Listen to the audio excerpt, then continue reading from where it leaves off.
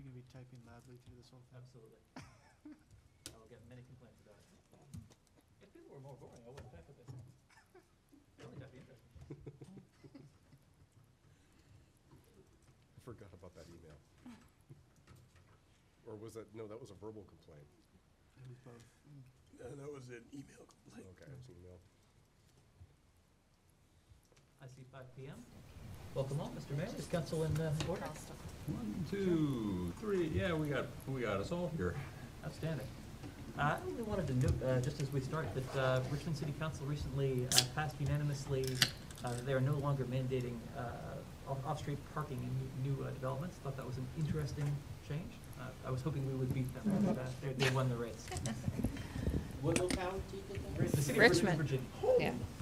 big It's, one. Oh, boy, yeah. It was just last night, right? yeah, it's all over NBC if you want to take a look, and many other places.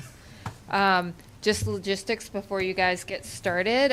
For any of our viewing audience out there, if you would like to comment, we've got cards for our in-person audience, and we will not be taking verbal comment, we'll be taking written comments. So if you have comments that you would like attached to the minutes this evening, you can please email them to me, Missy Creasy. So that's Creasy M, CREASYM, @charlottesville.gov. If you missed that or think about it later in the meeting, we have that information available on the website. That's it. Thank you very much. In terms of just a way to frame our talk about Module 2, I was hoping Mr. Freese could give us a little bit of structure. Oh, okay. Surprise.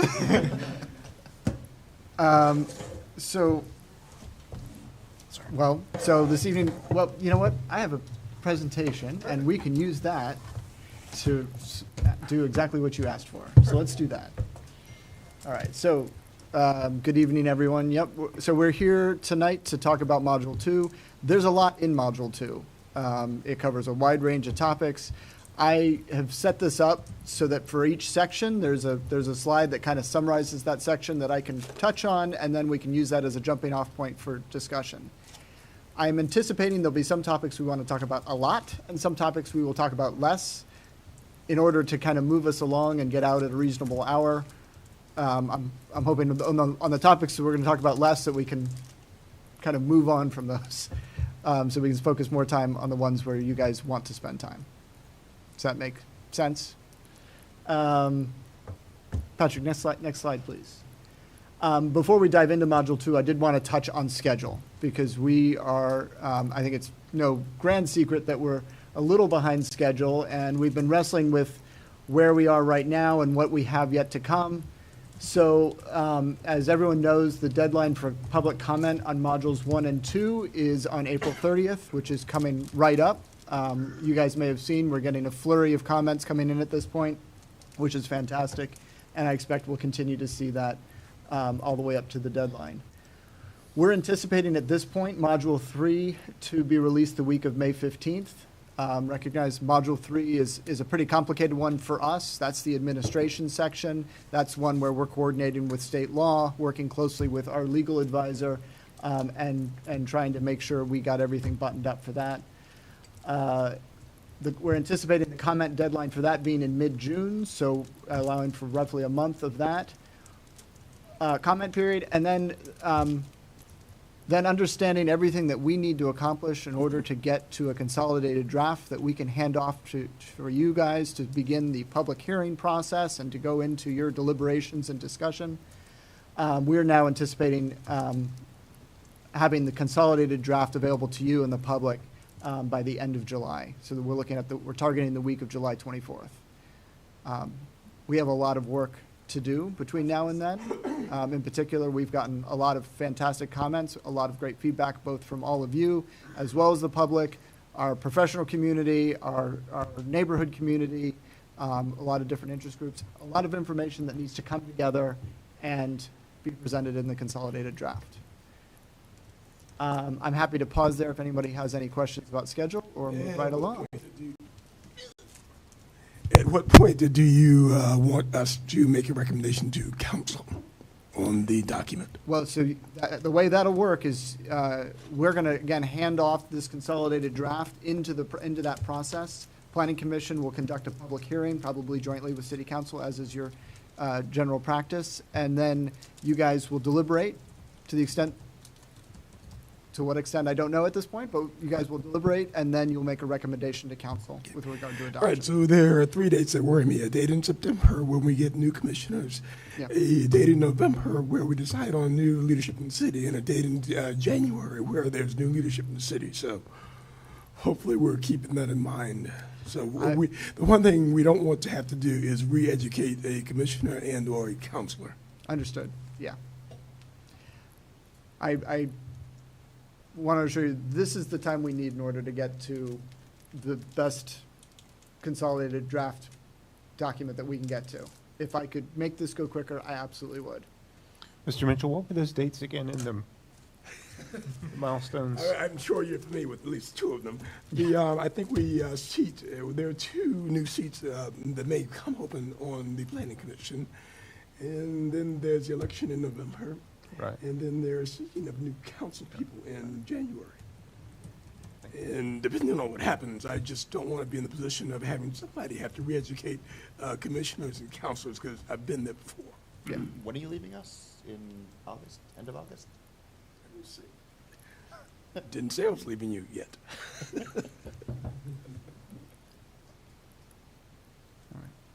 But is the deadline, or is the end of the present term August 31?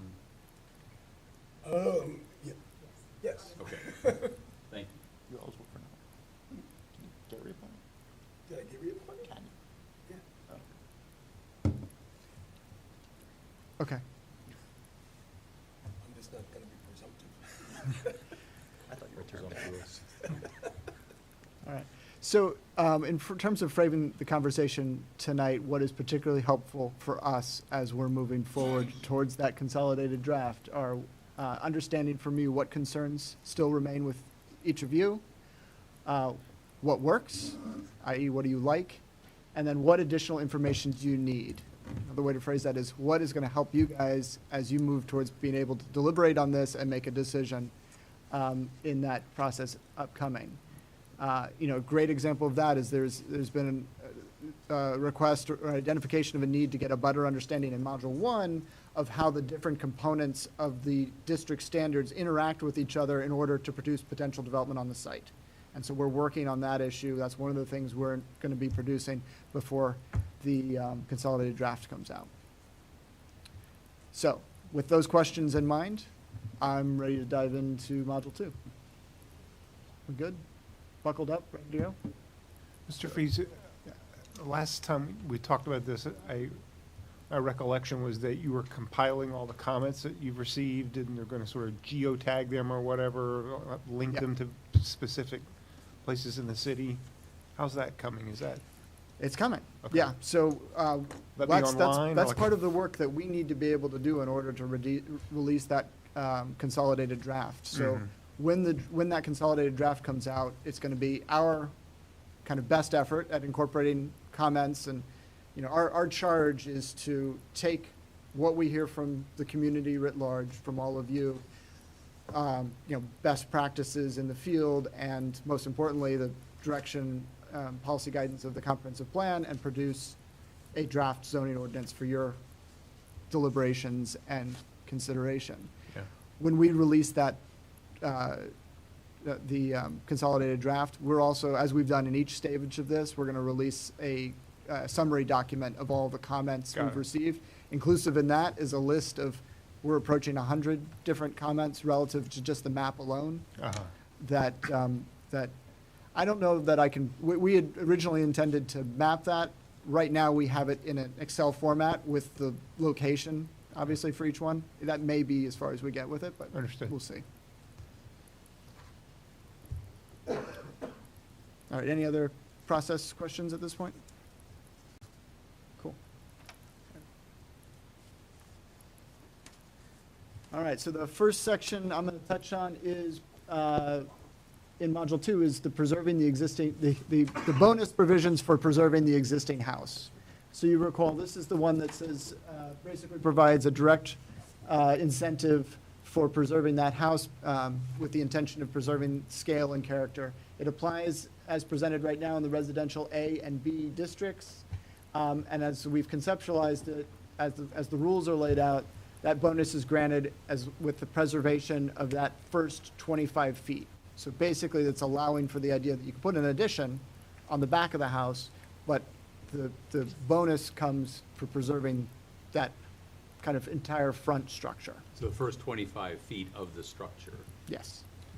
Question, if you have like a one-story structure, sometimes you see, like, in Belmont, there's one of these, like, a house pops up a floor.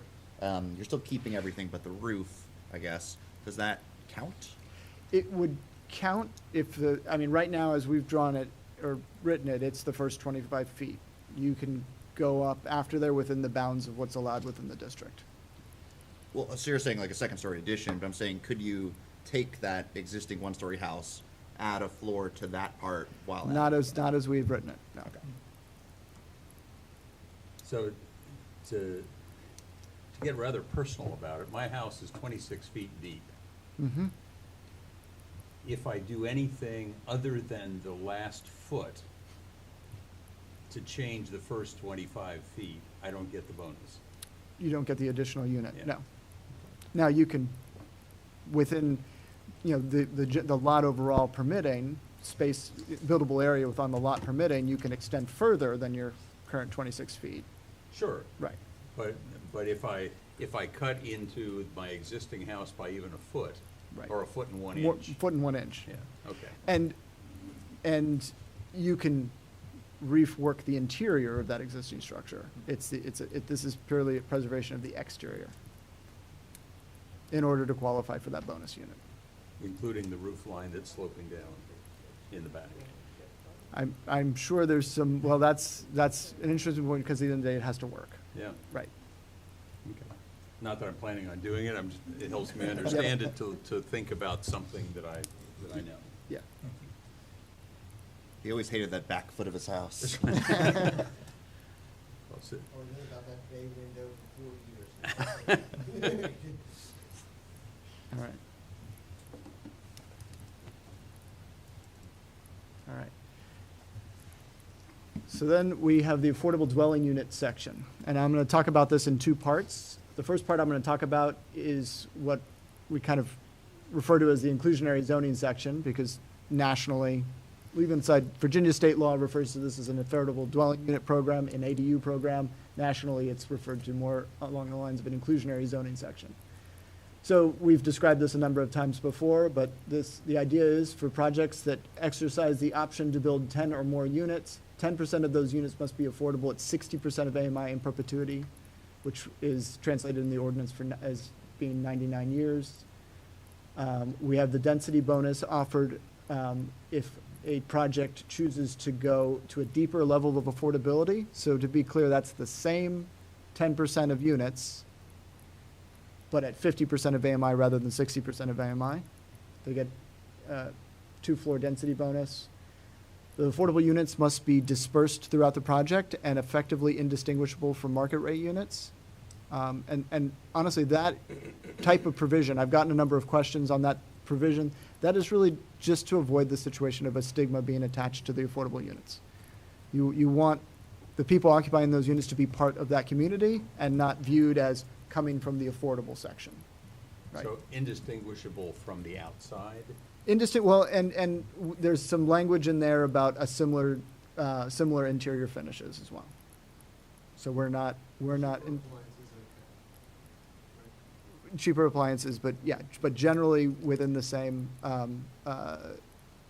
generally the same level of finishes to a degree. One of the advantages to doing it that way, when you get into the long-term management of these affordable units, is you can imagine a scenario where you've decided as a landlord to keep a tenant in that affordable unit, even though their income has exceeded the allowable amount. You've made a decision to keep that household in, but now you're responsible for another affordable unit. You don't want to have to move them because that's your designated unit. It's much easier just to shift the unit that's an affordable designated unit and just do that with the city.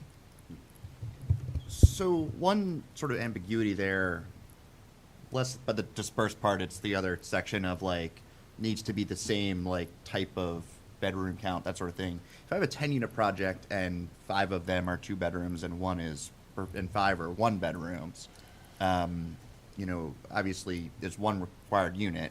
It can only be one or the other. Do we have guidance on what that is? Not at this point, but I mean, you know, those are the types of things that we just have to work through. Yeah, and I think it's a problem with our current regulations too, but. Yeah, it's gonna Just be, kinda because figure it you, out. you can't Can't make a have 1 and a unit half. both with 1 and a half, right? So, Schrodinger's unit. yeah. On that same topic, I think we brought this up before, if somebody does phase out of their AMI percentage. Yep.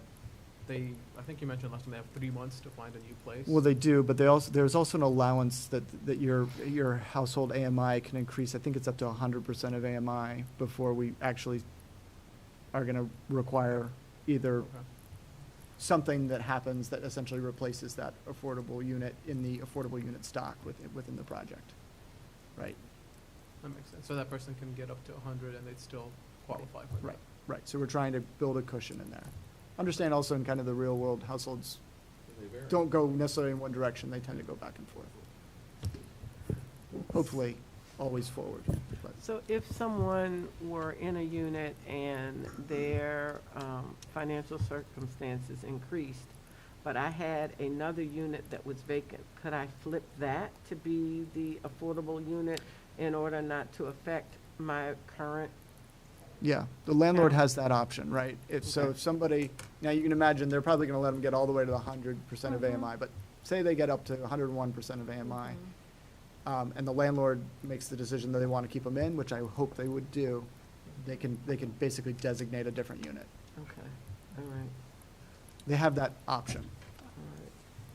So when we're talking about indistinguishable, you're talking about the outside, but who goes inside to make sure that it's indistinguishable?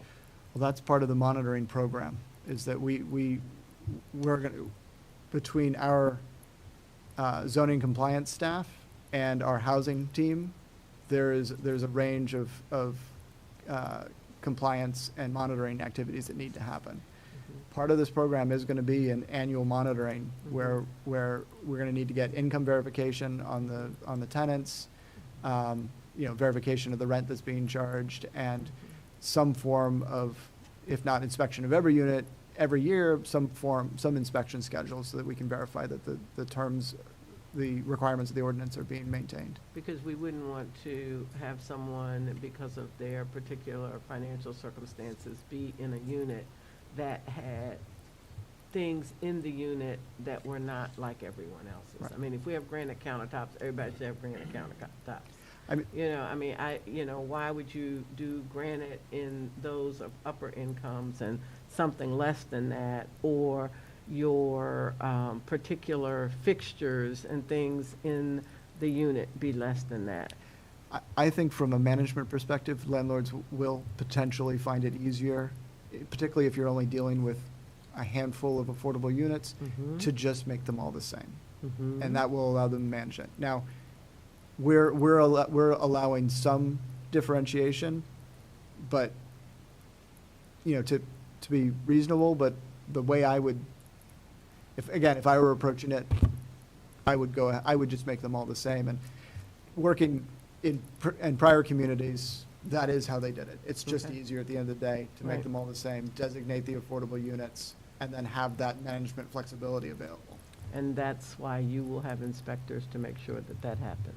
Well, it's going to be jointly owned, if you will, by our zoning enforcement staff and the Office of Community Solutions. Okay. All right.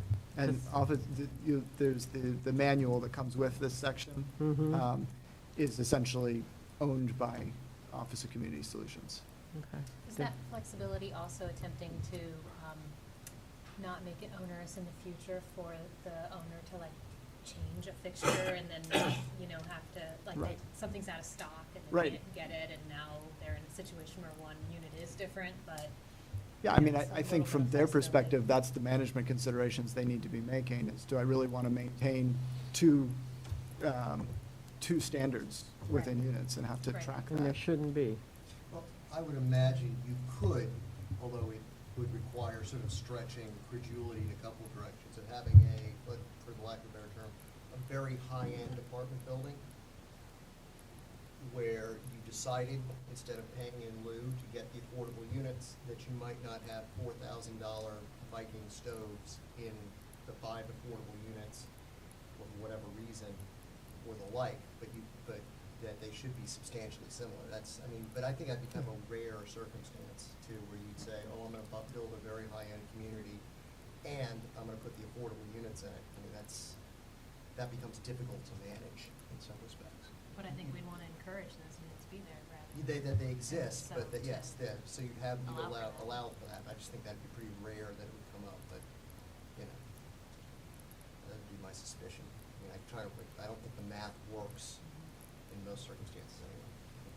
At that level, they just pay what they would want.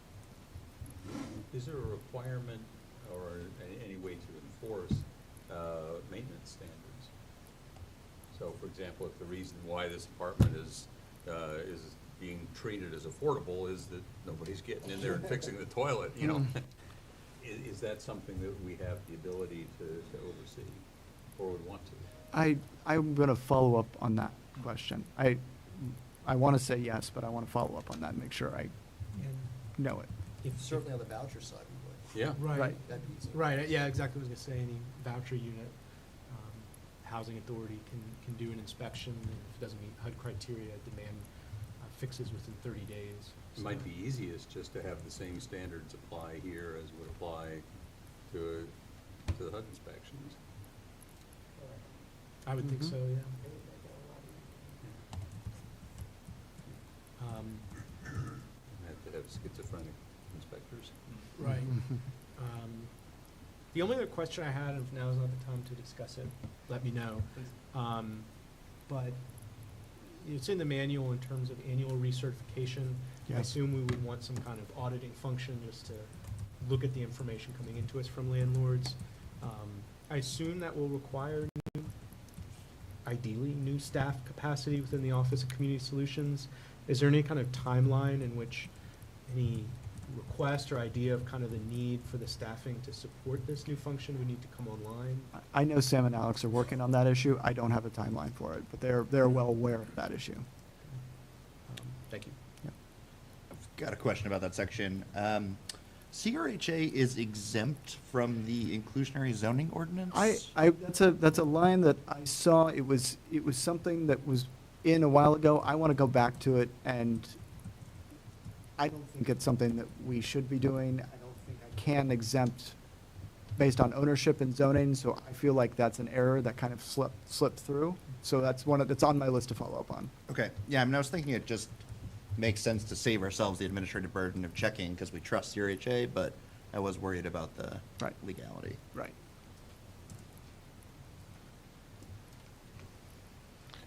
James, some of the issues that were brought up a moment ago, will they be treated within the administrative module that's coming out in terms of an inspection regime or plan, or will the focus be something different? All of that is in the manual, in the affordable housing. Okay. The title of it went out of Yeah, my head. it's right there. Yeah, Yeah. the monitoring and procedures manual. Okay, All of that is found in that document. okay, thank you. Are we adopting this manual at the same time as the rest of it, Yeah. or just, okay? That would be the idea, yeah. Yeah. At least Simultaneous. quickly enough that no site plans get finished before. Right.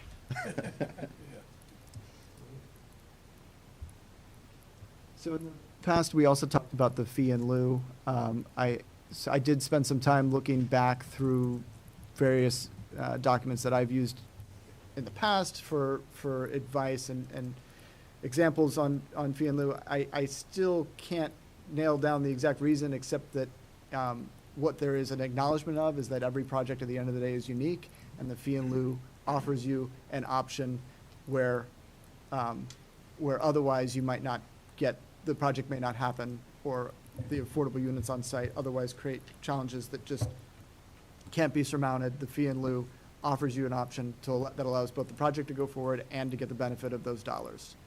So, The complexity of the application we reviewed last month is an example of that. I mean, these guys want to build something at UVA, and maybe a fee in lieu would be better for us, the city, than building housing that's affordable to the students at UVA. right. I think what still concerns me is there are clearly projects where that's going to be the situation, but what makes me still not completely sold on it is if you're looking at across the city, all the trade-offs, that our current calculation that we're using, does it capture the actual value of building an affordable unit on site? My understanding from reading it is it's the same as our current formula with a 3% annual increase, or was that No, incorrect? it's not the same as the Okay. formula. It's like 10 times more. Okay. Well, I'll definitely need to double check that, because that concern may be solved.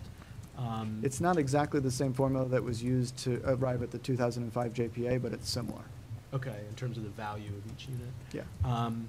And the other concern is I do feel very strongly we need to get it in writing as part of our affordable housing policy, that we have a $10 million annual commitment, and these fees are on top of that 10 million, because otherwise the fees will just cover that 10 million, and on net we'll have gotten less affordable housing, if that makes sense. And I feel very strongly we have to be clear about that. State lottery game. Oh, it's all for education, now let's slash our education budget. Right. Right. That's kind of outside of my, Do we get that in, what, a resolution of council? I think we would amend the affordable housing plan, I would assume. That's a It pathway. would still have to get implemented every year. right.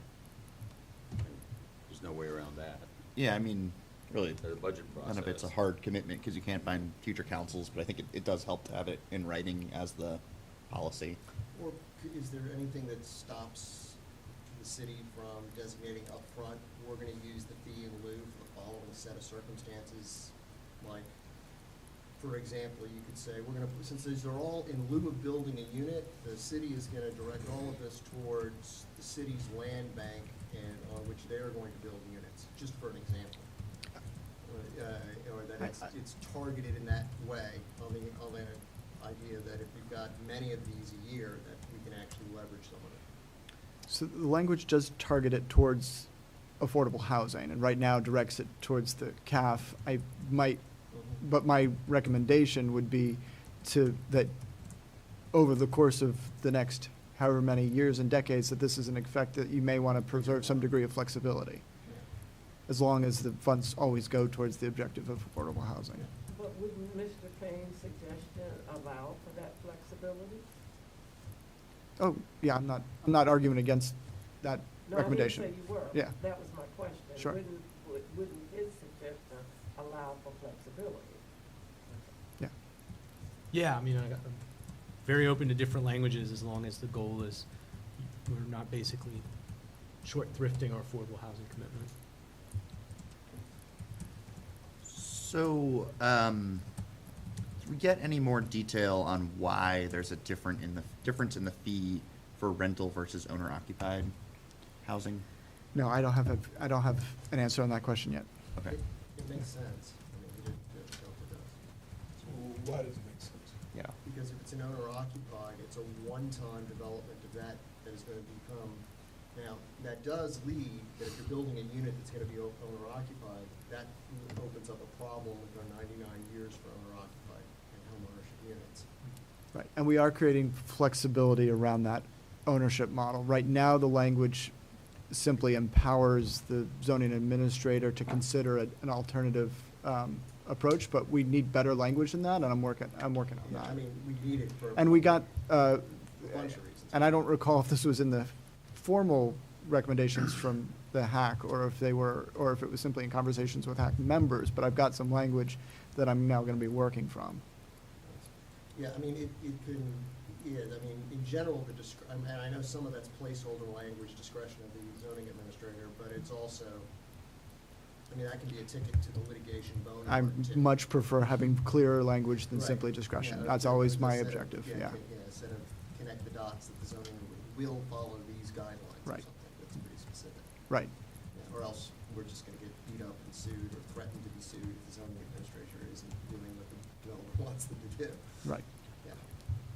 Okay. But again, I think so you're saying we're coming off the 99 years for occupancy in general? Because I see that as a No. non-starter for Ownership. ownership. For, The ownership. for ownership is where we're offering that flexibility, yeah.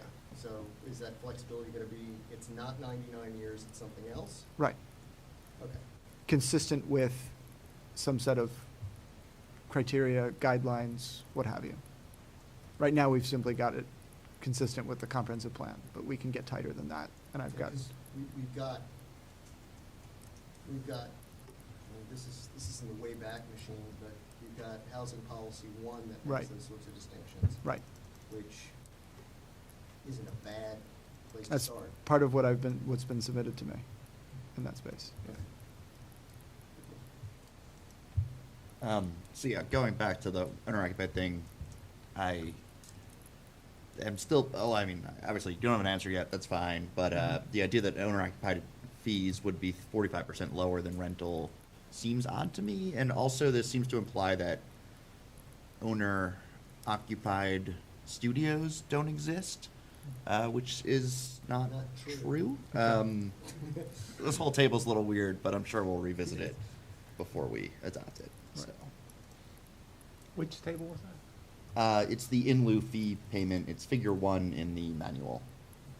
All right, thank you.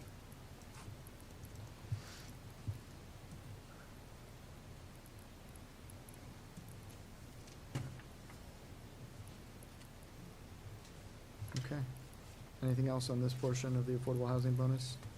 One thing that I don't remember seeing in the manual, but I haven't read it since the last work session, is like, I've gotten a lot of questions about what happens at the kind of end of the life of a building, if a building is to be torn down before 99 years pass. You know, when you go to 0 units, does it become 10% of 0, or the same 10% that you had before still required to be there? I think it would be nice to add a Mhm. little section explaining how that process works. I mean, Back to the first bullet, the 10 or more unit threshold. I've given some thought that perhaps in RA and RB, we need to look at we've got an exemption for 9 or fewer.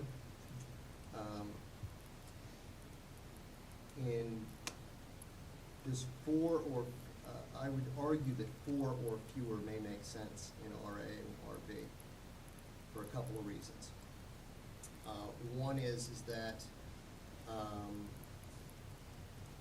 if these are 1 to 4 family units, at least in RA, it does take care of the sort of the form-based side of things in a lot of ways for those 1 to 4. Mhm. Once you get above that, you're changing the character of the building. You're changing the way it gets financed. You're changing the way it gets built. You're changing some things in code from 4 to 5. So it would seem to me that it may make more sense to lower the exemption down to 4. And then if you're gonna go into RA and you're gonna build a 6-unit building, guess what? You're building 2 affordable units. You're not building a 60. Yeah, you can. Not without 100% of them being Well, affordable. That's my second part of the issue there, which would be, does it make sense to be at 100% for all of those bonuses in all zones?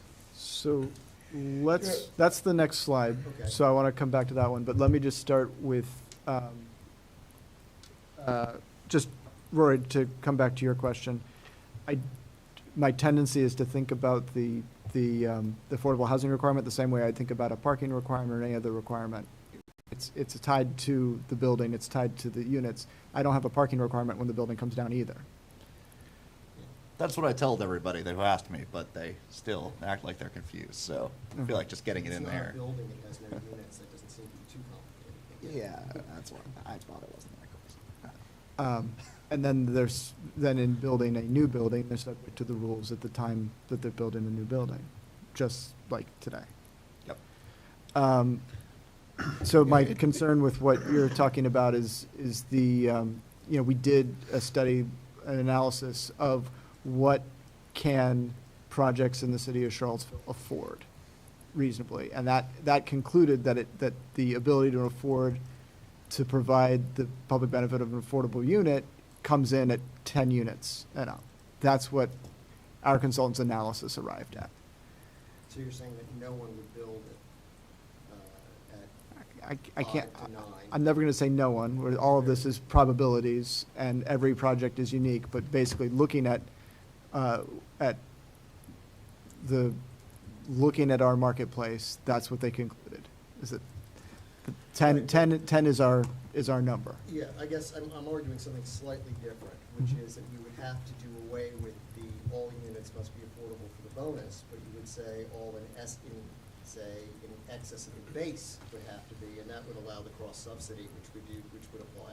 Right, so, and we can go on to the double density provision next, after we give Commissioner Mitchell an opportunity to ask this question, but I'll say that analysis was never run on that double density proposal, because that didn't come out of our affordable housing analysis. I think the thing to keep in mind is the audience, the target audience for the double density is not the general private sector. It is for the PHAs and habitats and folks like that. Those are the, so those are the only. But they're still looking, they would still be looking for cross subsidy by having a mix. So you envision a situation like this where Habitat partners with a private developer to put in a couple, 3 units. Right, so maybe 3 and 3. for example. So Harmony Ridge over on Fish Street would be an example of that. I think it had 4 market rate units and something like 8 affordable ones. Anyone? I think it's 8 or 10. All right, should we And go on? Your to- vision would be that this could be available in R, A, B, and C, something like this. Well, I'm kind of privileging RA just a little bit, but certainly RA, probably RB, I don't know about RC. Okay. You're wading into some politically challenging waters, so Yes. let's, okay. So let's, I absolutely am. should we go to the next slide and wade into said politically challenging waters? No? One last thing on the non-R zone, the manual thing. Yeah. I can't pull up my spreadsheet right now because Dropbox is blocked by the city, but I remember the rents being a little bit surprising to me. Like on some rows it matched with my numbers, and on some it didn't for various household sizes. Okay. Can we get the methodology in there? Yeah. Which will also, I think, help for updating it in future It would, years. absolutely, yep.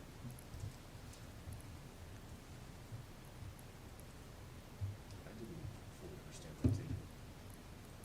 Because it said, well, 100% of the market rate is less than. Well, that's fair market rent, which is a little different from market rate. It's HUD yeah, standards. it's Regional HUD instructions. 40th percentile of recent movers according to the census. Plus some other methodological quirks.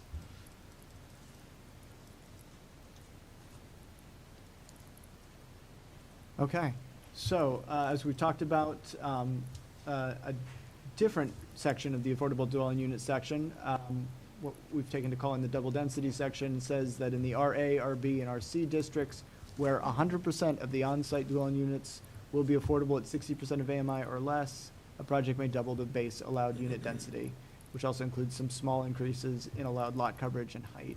The height is only in the RB and the RC.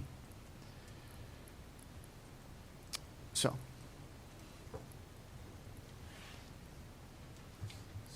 So, yeah, I mean, again, I'm trying to envision, back to Mr. Mitchell's point, that you would look at those as being the PHA or Habitat builds, and, I mean, it's very hard to sort of game that out, particularly since we don't know what the affordability period is, and this, and at least on the Habitat side, they'd be playing almost exclusively in the ownership space. PHA may be in both, but probably for the predominantly in the rental space. But it seems to me that if we're looking for an internal subsidy for some of those, we may do we have the math, I guess you say we haven't done the analysis on the double, does it make sense to double that without making a 100% requirement, if only to allow the subsidy internally to make those more possible? Because although we do need affordable units as defined as 60, we need a bunch of 80s and less too, and a bunch of 90s and less too, and the same middle and all of that. So can we use that to get at both of those populations? So, it seems to me, well, I'm sure you guys all read my email, right?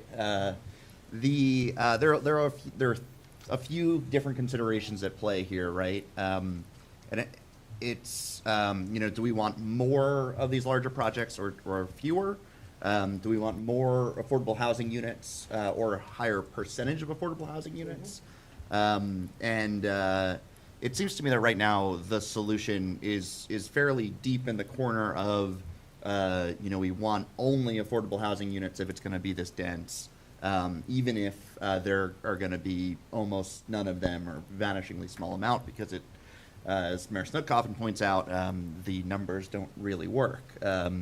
You're at best halving the cost per unit for land for habitat without getting any cross subsidy to make it more viable. At the same time, double density to me kind of seems like a lot, and a lot of people are getting scared of the idea of 16-unit buildings in RC on what was a single-family lot.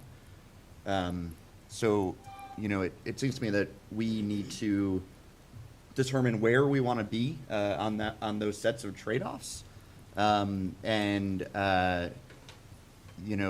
we do that, we can design the tools for that outcome we want to reach. If that means less density but allow cross subsidy, so more of these projects happen but they're smaller, whatever those trade-offs are. Certainly, I have my set of preferences. Yeah, as do I, and I think one of my inputs into that balancing act is, yes, affordable housing units of X number, but also, if we're gonna be densing up like that, moderate housing costs just because of the number available in supply, and building supply, even, well, yes, I mean, here we have in RA, we are building a 6-unit building, 4 of them, and let's say that the base is 4 is fine, everything above that's gotta be affordable, or it's gotta be 50-50 or something like that. That still builds your units, that still provides the affordable units, and it still gives us places to put 2 or 3 affordable units here, 2 or 3 there. And if we can combine that with some way of getting individual homeowners who are very, and this isn't a zoning thing at all, this is a policy and financing thing, on the 1 to 4 families, if we can provide an instrument by which individual homeowners can build an affordable duplex in their backyard. And the city can subsidize the construction cost, and we've got a worked out, take out permanent loan. And, I mean, there are ways of adjusting that can put a lot more control from, I see this concern about, well, the developers are gonna descend on our RA section, and they're gonna buy up everybody in the neighborhood. Presumably everyone who loves living there is gonna be willing to sell, okay? And then we have a situation where we've got a transformation, which isn't really the case, but on the other hand, if we don't have some of that coming in, and we don't have a 1 to 4 family sort of way of producing 1 or 2 units there, then we're not gonna have developers coming in and corporate entities building the affordable units, and we're not gonna have the affordable units there anyway. So I think this has to dovetail with some sort of other policy on how we finance on those places, and allow to make that easier. Which is not a zoning question, but I think we need to be aware as we're putting this together so that we don't kneecap ourselves in trying to put together those policies later. If that makes sense. And I'm not sure how we do that either. I don't have an answer. So, I'm just gonna put on the table that there is a great deal of opportunity being put into this zoning ordinance today for the production of more housing units, like, period, straight up. And as you point out, the financing side of this is not part of zoning. Right. But an important thing to consider going forward, because financing affordable housing is where we're actually going to accomplish affordable housing to the greatest extent. But a phrase that I've already used a lot and I will use again a lot, is that this is not Charlottesville's final zoning ordinance. Yes. There is an opportunity as we advance. We can't possibly shoot ourselves in the foot, because we'll always have the opportunity to come back and add to the zoning ordinance as we learn more, and as we put together different financing mechanisms or other programs that support the creation of more affordable units and capital A affordable units. Yeah, I 100% agree. I'm just trying to be mindful of not inadvertently box canyoning somebody without even. Sure. I mean, in the same manner that we have folks, sort of stress testing the ordinance on the architecture developer side now. I mean, I'm not sure how you do that on the financing side, but. Because this is complicated, and I think box canyons are funny, I'd like to box canyon us into going around on this issue. So can I, because I know you're gonna come to me You first. correctly anticipated, but So can I just enter into a dialogue with the mayor? Please. Because the mayor had, this and one other item, the lot subdivision were the two things that caused the mayor the greatest heartburn at our last get-together. And I'd like just to see, I'd like maybe him to help you understand, because again, guys, we gotta get the 3 votes. And again, I'm focused on getting those 3 votes by January.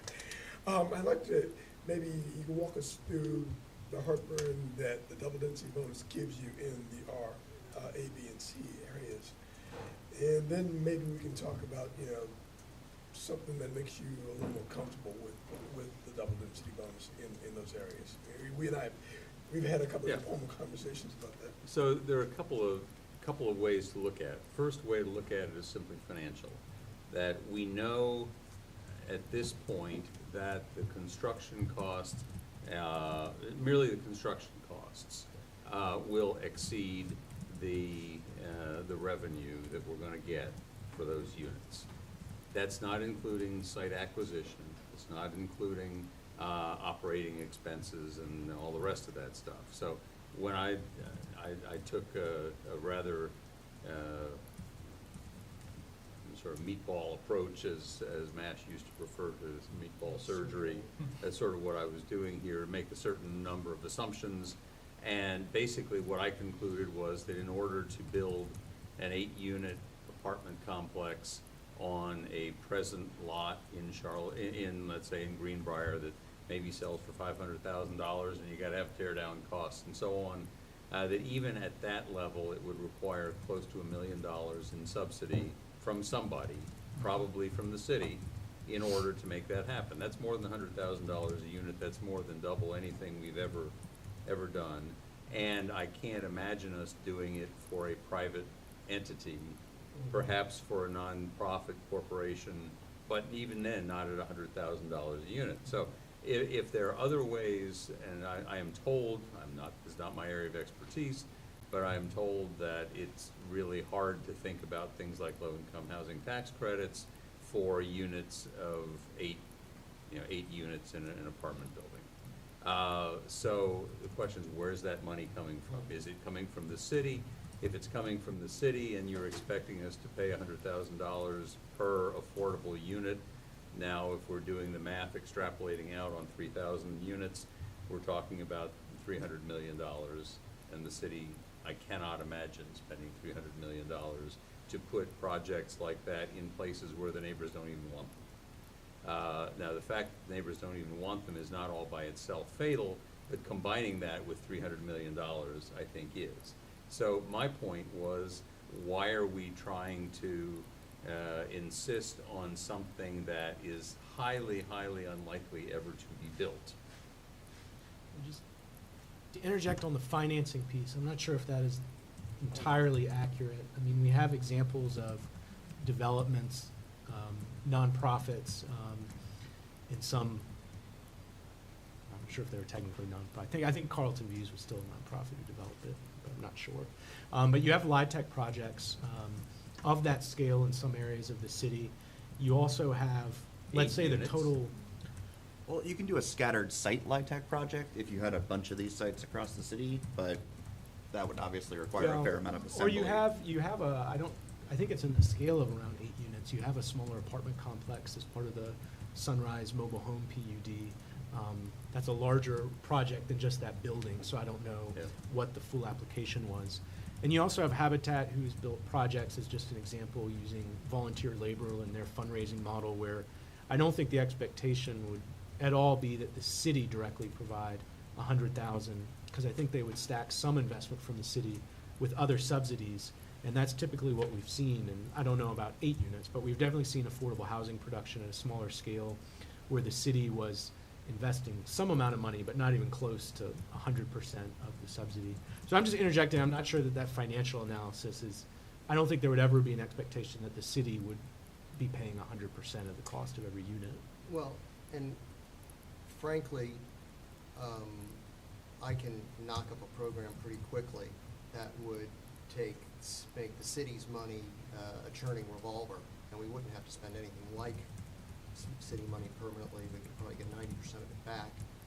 Wherein the city says, you want to build an affordable unit on that dirt? Fine, we'll provide the construction loan for free. You do it, you build your unit, we vet the tenant that's coming in, you put a brutal subordinate deed of trust on there that says it's got to be kept affordable for X number of years, or horrible things happen to you, it conveys with the property. And then on day one, the program has already found permanent financing for that homeowner to pay off that loan. The property still cash flows with the rental affordable unit that you've been developed. The city gets its money back. Homeowner gets to decide what sort of affordable unit goes literally next door to them. They make a small, they make a small positive cash flow on it, and we move on down the road and respend that money. Well, I'd love to see how that works, because I don't understand it. Okay? And it may be beyond the scope of this meeting. Yeah, I mean, for it's you to not a zoning thing, explain it's it just, to we me. just don't want to do Yeah. anything in the zoning code that kneecaps something like that happening. But Well, yeah. I mean, what you're describing, I simply don't understand, because maybe I don't have your sophisticated knowledge of the finance world. That's why I say, I can work a spreadsheet, and I can figure out, using a certain assumption about the cost of money and so on. So my concern, and I'll tell you, I'm supposed to be meeting with Dan Rosenzweig and Sunshine Myth on Thursday, and I've asked them, I spelled this all out for them, and said, show me where I'm wrong. And I will find out on Thursday where I'm wrong, I Well, guess. they'll say that, you know, as Councilor Payne said, they're not gonna need that much money per unit, they'll have some way to make up some of the delta. We'll find out. I mean, the basic math of construction costs, making the assumptions that are made elsewhere in this document, or in the rate of expected change document, construction costs and the rents that come in even on vouchers, and it's sort of plugging in these few basic numbers, we come out woefully short. And I'd love to know how that gets made up.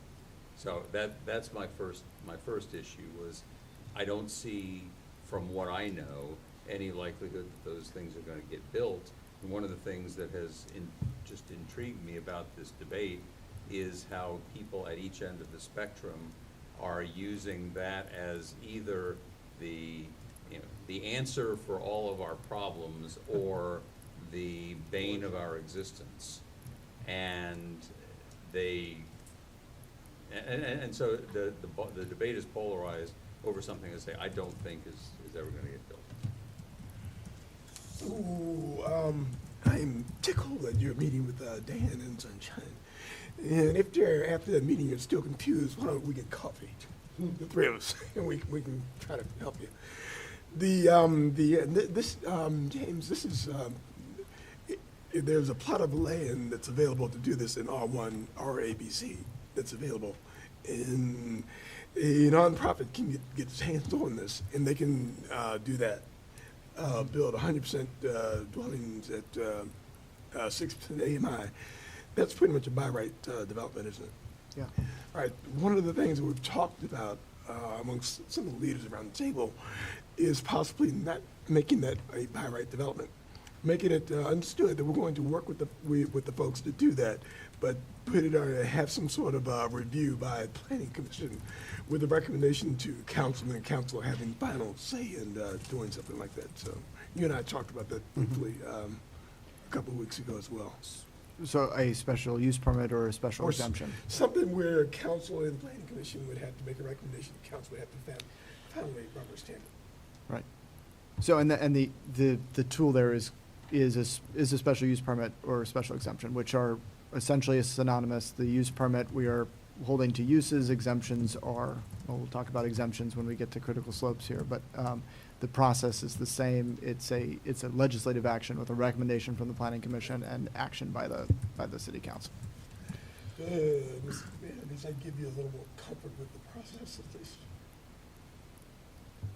Well, the challenge with an SUP or something comes before council is that, first of all, you're gonna ask us, can we build this on this lot?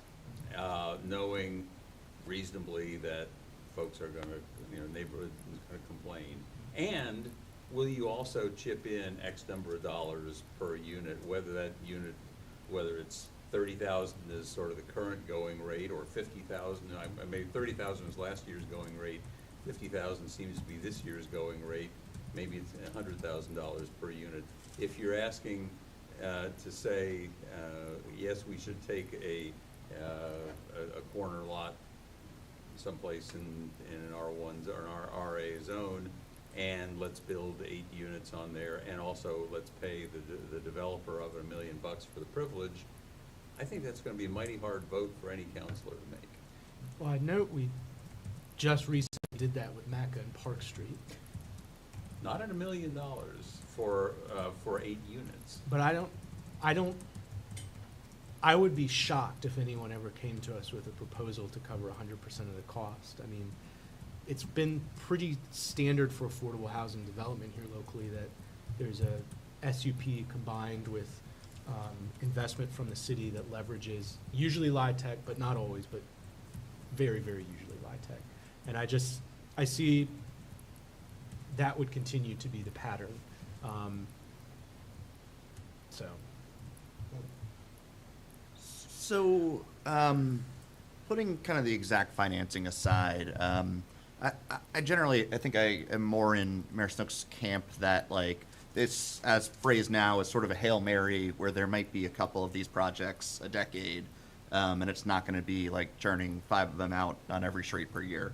But the question then I think becomes, like, would you rather move to a model where there are more of these projects that pencil out better, or fewer of these projects or smaller of these projects to make it even more unlikely because we're all arguing over kind of nothing because it's barely going to happen?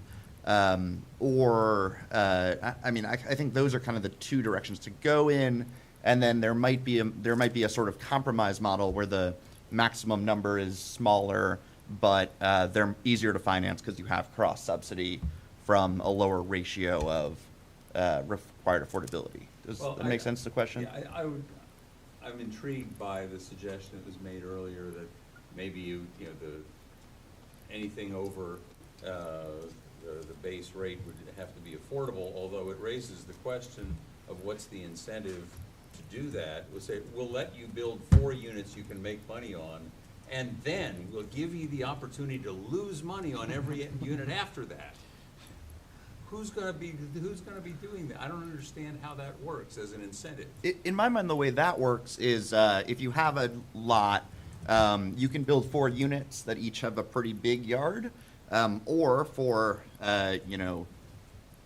the value that your home buyers are going to put to that extra yard, you can say, I'm going to give you a smaller yard, you're going to pay me probably less because it's worth a little less, and then they're going to sell that extra yard, which becomes developable affordable units, to a Habitat or a land trust for a sort of nominal price that is maybe a little bit more than the value of that yard to buyers. That's how that would work, right?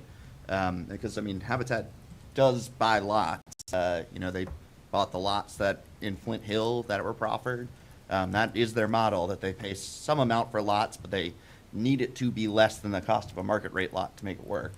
And that's, I think, how that would work for me, or in that scenario. And then if you wanted to get even more incentivized, you could say every other bonus unit would be affordable, and then conceivably that might be useful for some private developers without a nonprofit. Still probably not, but that's the kind of dial you can turn, and we're currently turned all the way toward fewer projects but 100% affordable. So fewer affordable units total. Yeah, so to frame it, we might be putting in a system to provide for the building of a whole lot of affordable units that are never going to be built, as opposed to engineering a circumstance where we'll actually get the units built, but not in the blocks we are hoping for. Well, and to answer, I guess, one of the earlier ways the question was framed, I would rather have a system that results in more units, more affordable units being built, but with some way of assuring any individual block or street that this block or street is not going to dramatically change in character. The notion that we started with at the very beginning was that these changes were supposed to be house-sized, that they were supposed to look and feel like other houses in the neighborhood. And I know that you can do things like that with 6 or 8 units. I am okay with that. Although I suspect that I probably wouldn't be so okay with it if every single house on the street was like that, but maybe so. I don't know. I haven't thought about it in detail. I mean, as I was, you and I had lunch yesterday, and we were talking a little bit about it, and one of the things that I've tried to do in thinking about this is to think about streets that I've liked, or cities that I've liked, or examples that I can use. And one of the examples that I was using in my own thinking was a condo that my son just moved into in Somerville, Massachusetts, where it's actually 6 condo units in the building. It had been the site of a formerly 4,000 square foot house, and they expanded it in the back, and it's basically 6,000 foot condos, and it works. That's fine with me. I don't have a problem with that. It doesn't bother me. I mean, obviously, from a policy standpoint, I'd like to have as much of it be affordable as we could reasonably work out. It is more important to me that some of that get built than that we have something out there which, if it ever really got built, we wouldn't like. Well, maybe zooming out a little bit, just for a second, from the particular details. To me, the most important thing is we got our draft consolidated plan from the Planning District Commission, which has, it's not new information, but it's just striking to read. The median household income for black families in Charlottesville is $39,000. For white families, it's $86,000. So in other words, the median black family in Charlottesville is 50% AMR below. So if the median household paid a typical rent, 40% of their income is going to housing, whether it be rental or homeownership. And my concern is that historically, when we've talked about housing, that has been what gets missed out. We hit market rate, we hit maybe 80% AMI, and a lot of folks rightly would say, well, it never trickled down to benefit me. And my concern is if we're going to go to 60% AMI or below, which is your typical black family in Charlottesville, 50% AMI, that requires intentionality in terms of what we're doing. And zoning is one tool, it's a limited tool, but I think it has an intersection there. And my concern, however the particular details of how we get there, is that we don't have a process where those folks are completely left out of the benefits. And I think there is some way on 2 different levels where any nonprofit who's building affordable housing, or say any for-profit developer who wanted to build a more modest development, will be in a bidding war against a private sector developer, and whoever is going to build the project that can maximize profits is probably willing to bid the most for that piece of land. So is there anything that gives the nonprofit or developer who wants to build more modest housing an incentive to be willing to bid enough to actually purchase the lot? And then the second is, let's say there's a project like Macar Park Street where a nonprofit, through a combination of purchasing land, someone donated a lot, and they put together the funding resources. Will they even have the ability to build a project like Macar Park Street?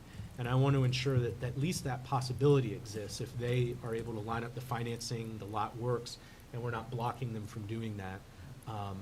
So that's where I'm coming from, and my concern is that we're doing something that's going to leave out opportunities to have providing benefits to that AMI level.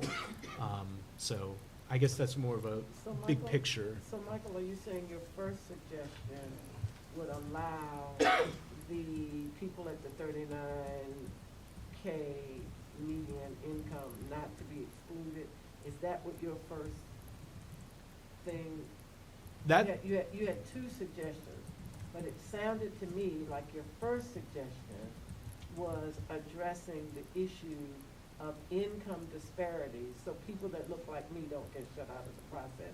Is that what I hear you saying? yes, and anyone who's making, $39,000, $40,000, $50,000 a year has some benefit from this process. Okay. I was just asking you, that's what I thought I heard you say, but the reason I asked you is to make sure I understood what you were saying. Simply using. I know. So this is a, 60% to get shut out. that turns us, I think, and not terribly tangentially, but, I mean, right next to the sensitive areas consideration and the development in those areas, and that relationship between those areas and the development pressures that are gonna come to bear, right? Because, I mean, that's where these things are gonna, that's when you say where those doors are gonna get shut, they're gonna get shut there. I think there's a lot of different areas. That's Well, yeah. one, and I know Rory raised this point with the triangle, but I think we really need to emphasize deeply affordable housing, because what we define as deeply affordable, 60% AMI, is like half our city. Right. It's your typical black household in the city, and I'm very concerned that if we're not intentional about that, we do leave them out. And your first suggestion addresses that at 50%, but not at 60, right? Or for example, the affordable housing bonus, I think, is like 50% AMI or below. Sensitive areas could be connected to that as well. I mean, I'm not even sure what all the specific proposals would be. I'm just looking for something that accomplishes that goal, I guess. Right, okay. And allowing that double density could be a tool for that, is I think, to get back to the, concern about that in the RA. It might be that tool. I think it's one of many, but it at least provides an opportunity Yeah. for that kind of housing to get built. So, I mean, again, it kind of gets back to the question of, like, there's a difference between the highest percentage of those units in these projects being affordable at 60% AMI and the highest number of 60% AMI affordable units that we get, right? Like, if we have cross-subsidy, we can get more units for people at 60% AMI, but only 60% of them will be affordable, something like that. I don't know. Or call it 50% if all the incremental ones are. And then which one of those do we prefer? And by we, I mean you Some of the things that guys. I've heard tonight don't seem very realistic. Like, I'm having trouble imagining a scenario where someone, does this complicated, I think it's complicated, or even just decision to say, I'm going to build next to me this, affordable housing thing, and I'm gonna do the math, and it's gonna pencil out, and like you say, like, we talk about encouraging, single, the regular homeowner to do these things. And I'm not sure that's practical Well, Or feasible. or feasible. Much less than being able to understand the process. so let me say that this is That the. will get the desired outcome. Yeah. Absolutely. So I can speak on this topic, but it is not a zoning topic. So, I mean, I'd be happy to throw together a memo on how that little Right, but what program I we spat have in out. front of us is a zoning Right, that's why- idea right. to get to that deeper affordability, which is opportunity to take advantage of the double bonus, which I remember in our conversations around the house sized, you know, this is what our residents can expect to see, is that, you know, sort of like density, it will happen, it will be house sized, we want to assure you of that, right? I think we've all promised our community that. However, there will be opportunities we want to provide for nonprofits, for this deeper affordability, where that can happen, and we want to support that. And that was sort of what I saw as the deal. Well, I wonder, to return to a point you had raised, is if there's possibility in that kind of special use permit or exemption way of doing it, so that way if you had an opportunity for a project like Park Street and Maca is one example, like, it's at least possible, there's some process to go through. I don't know, maybe that's one way to I mean, get it's there. Yeah, one you're thing still with an gonna have the 80-unit public process like or project like those, right? Like for an 8-unit project to jump through a special use permit and a year of sitting on a house or buying in advance, not knowing if you're going to get it, seems so onerous as to mean they're probably not going to happen. The point being just recognizing that a special use process introduces a degree of risk into the projects, and a larger project has a greater capacity to afford that risk. But also to run afoul of it too. So I guess some question that I have for the mayor, for Lloyd, what's the downside of just allowing, you know, I guess what was agreed to essentially in the comp plan, right? This is like the new version of MIR, is that correct? Sort of. Just to clarify, this proposal here is not from the comp plan. This came later in the process. Right, but in terms of the FLUM, isn't what we're talking about here, RB and RC, essentially the MIR that was talked about during the FLUM? It's the medium intensity residential, yes, MIR, yeah. Right, sorry, yeah. Yep. And this is the sort of stand-in for that now, correct? The RB and RC zoning districts are Ah. the medium intensity residential. Right. So I guess, you know, what's the downside of allowing this more generous double density, I guess is what we're calling it? Is it just that it's raising the temperature in the community for no real reason? Is that, Well, that's certainly my concern. is Yeah.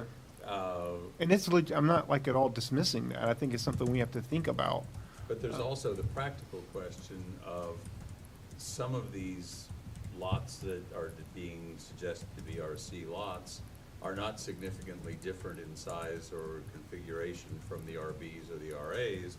And the notion of having 16 units on one of those lots is legitimately, I think, a character of the neighborhood changing fact. Yeah. You can't have 16 units in something that looks like a house. Yeah. We I see. originally talked about MAR as up to 12 units back in '21. We said allow small house size, multi-unit buildings up to 12 units. That was medium intensity residential as proposed. So, you guys aren't going to believe that I'm saying this, but I actually agree that 16 seems like too many on an RC lot, at least in one building. You know, you'd either have to go, I guess there is maybe a bonus, to a 4th floor, is that allowed? Yeah, and get 4 units per floor, or more than 4 units per floor, you know, 5 and change, which means a second stairwell. It becomes a very different kind of building. And I think part of the reason that all of these, you know, R-zone developments are so important is because you get the more family-oriented units where there are windows on all sides of this building, so you can have lots of bedrooms and not a lot of interior space, which you get on these mid-rises where you get these units that are oriented towards either single people in a 1-bedroom or you know, roommate situations where like everyone gets a bathroom. And I think when you go above 12, that, you know, changes things, yeah. And when you go above 3 stories too, just by the nature of how building codes dictate floor plans. One of the other points that Rory, you and I were talking about is, it's hard for me to look at a lot and I mean, you all deal with site plan issues far more than I do. I don't, by law, the city council doesn't see site plan issues, so you all do. But to be able to understand, looking at a particular lot, what's the critical variable here in determining what that building is gonna look like? Is it, street frontage? Is it, the height of the building? What are the things we're really looking at to understand whether it is likely that in fact you could put say a 6,000 square foot building on a parcel and have people look at it and say, my goodness, that's much bigger than I would want to have on my street.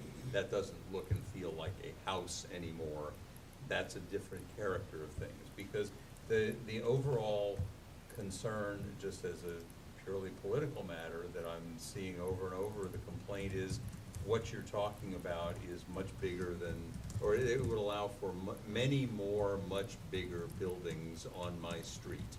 Do you think people are talking about that base density and having a reaction to that, or to this bonus? I don't even think that people are thinking about the bonus. Oh, I sign on to the Greenbrier listserv. And what you will see is people who are suggesting that Grove Road is going to get divided into, first of all, we're gonna divide all those RB and RC lots that we're creating on Grove Road into 2,500 square foot sublots.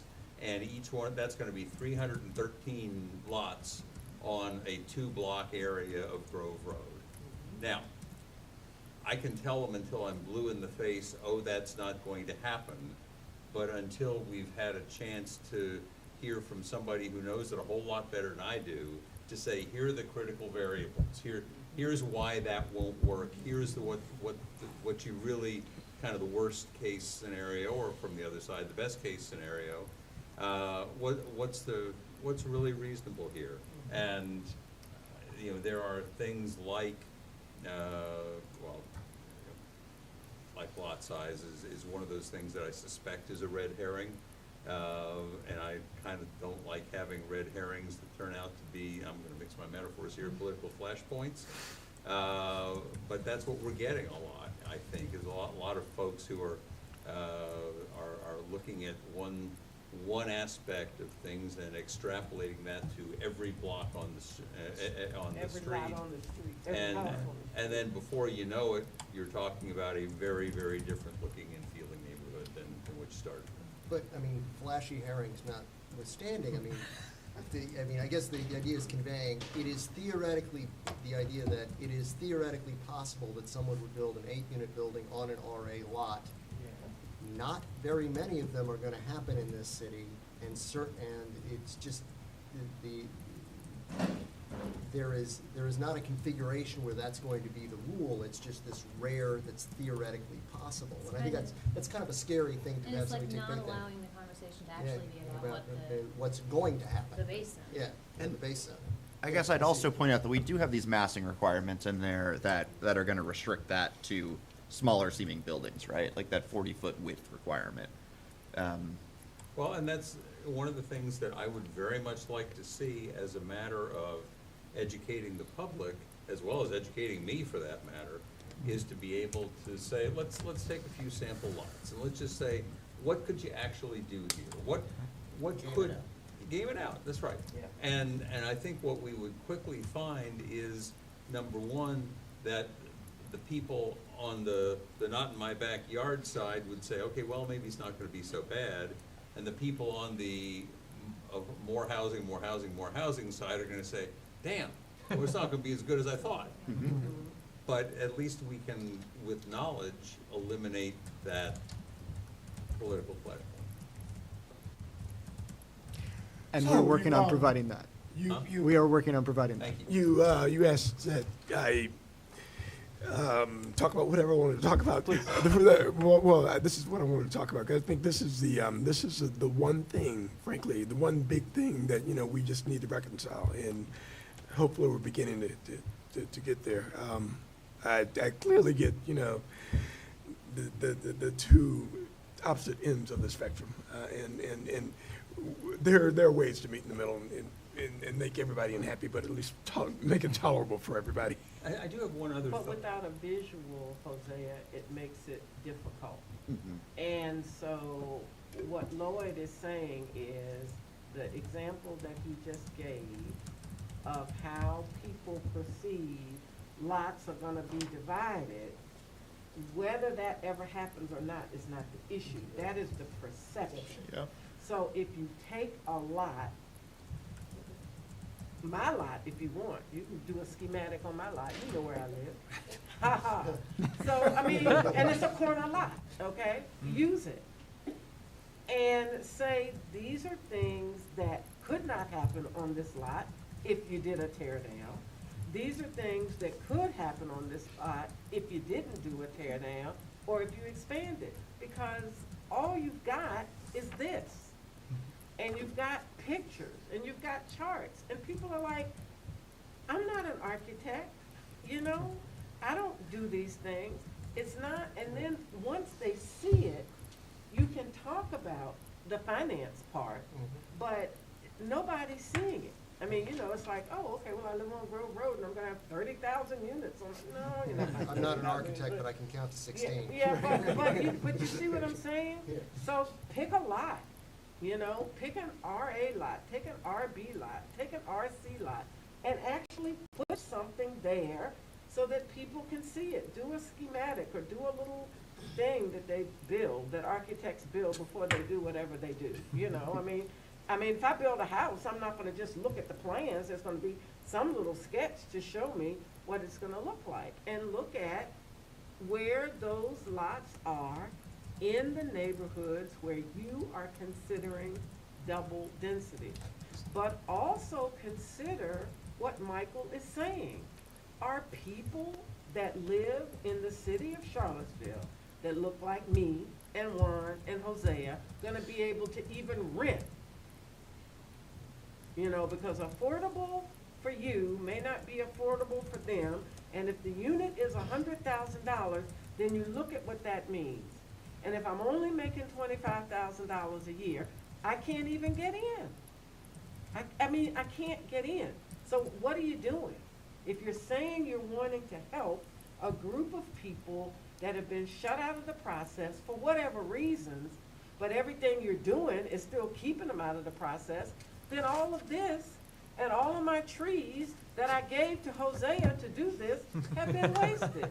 He took my trees. I've got more trees than the law allows, but that's not the point. If you don't do that, then what have you done? So, can I ask the architects in the room and James and crew, to knock up some front and side elevations based on the setbacks you've got, how hard is that to do a rough cut without even looking at the interior? Just saying, here are my outside dimensions. I can build 6 units inside this thing. Here's my side elevation, here's my front elevation, according to what is being allowed now. There's a lot of different variables Well, that yeah. that go on each lot. Right. So, architects in the city are looking at individual lots, trying to study these things, but they're doing it on their own dime. Yeah.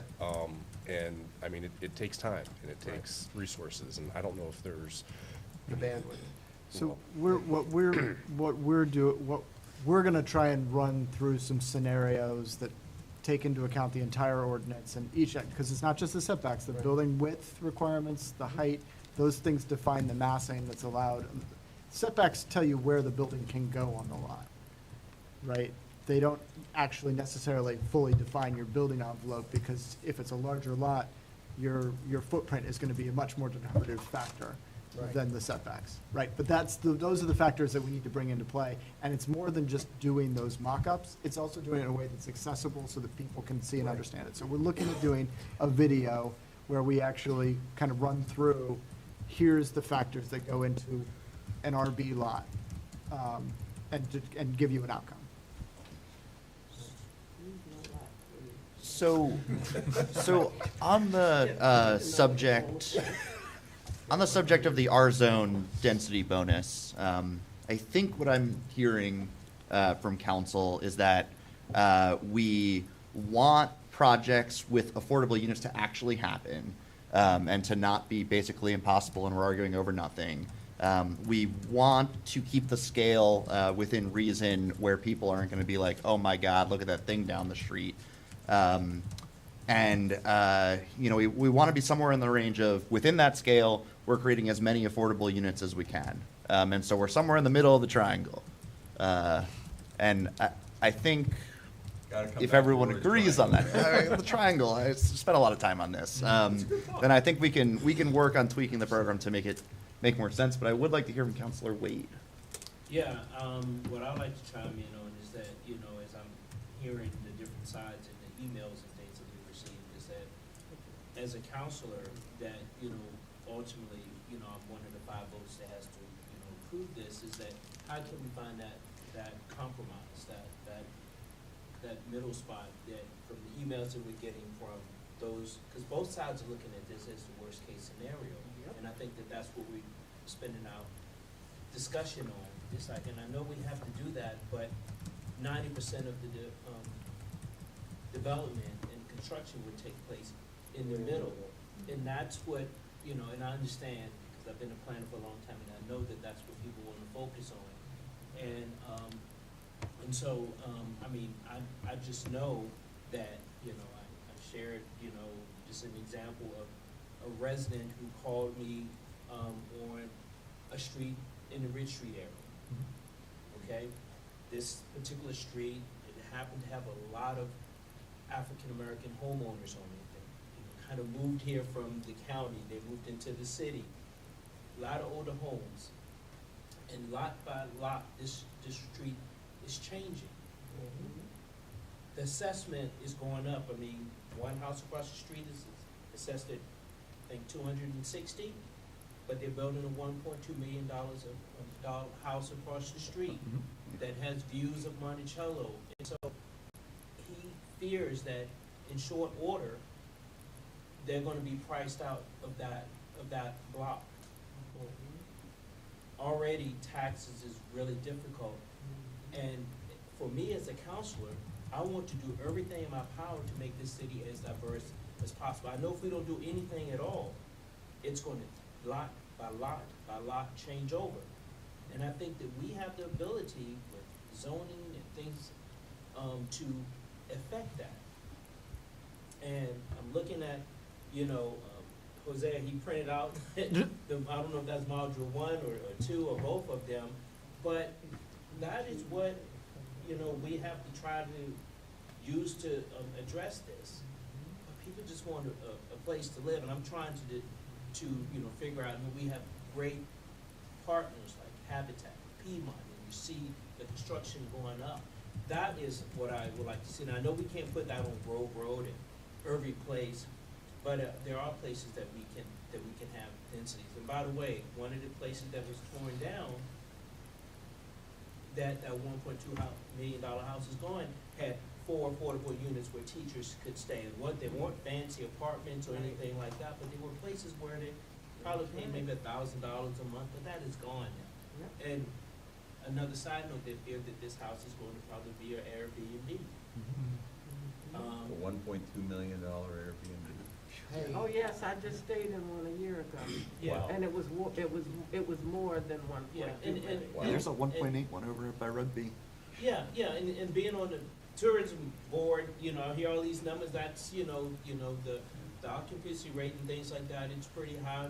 It's It's a not out of thing. question. I don't do Airbnb But much. anyway, Thing. when you hear concerns like this, there's concern, and I understand the concerns of the residents in Greenbrier and others, because it is their largest investment, it's that fear. And I don't want to discount that, but I also need to take into account those who want to make this a city available for everyone. So I'm just taking this all in and figure out how in a few months or whenever, how we're gonna make this decision.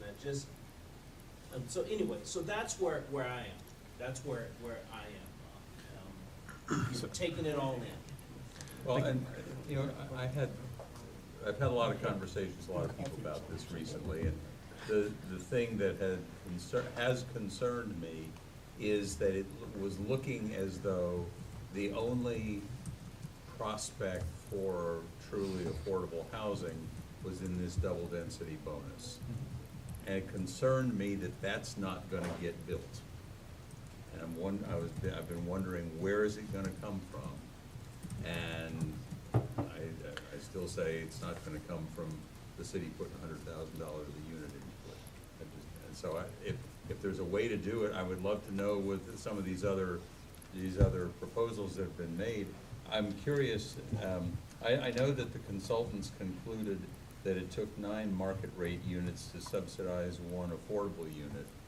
Do we know what those numbers look like? I mean, what are they assuming on cost and return and whatever on each one of them? I'm curious because if Phil or somebody's talking about 4 to 1, that's clearly not gonna work, but I wonder if okay, the difference between a 4 to 1 and 9 to 1 is how much per unit? What are we talking about?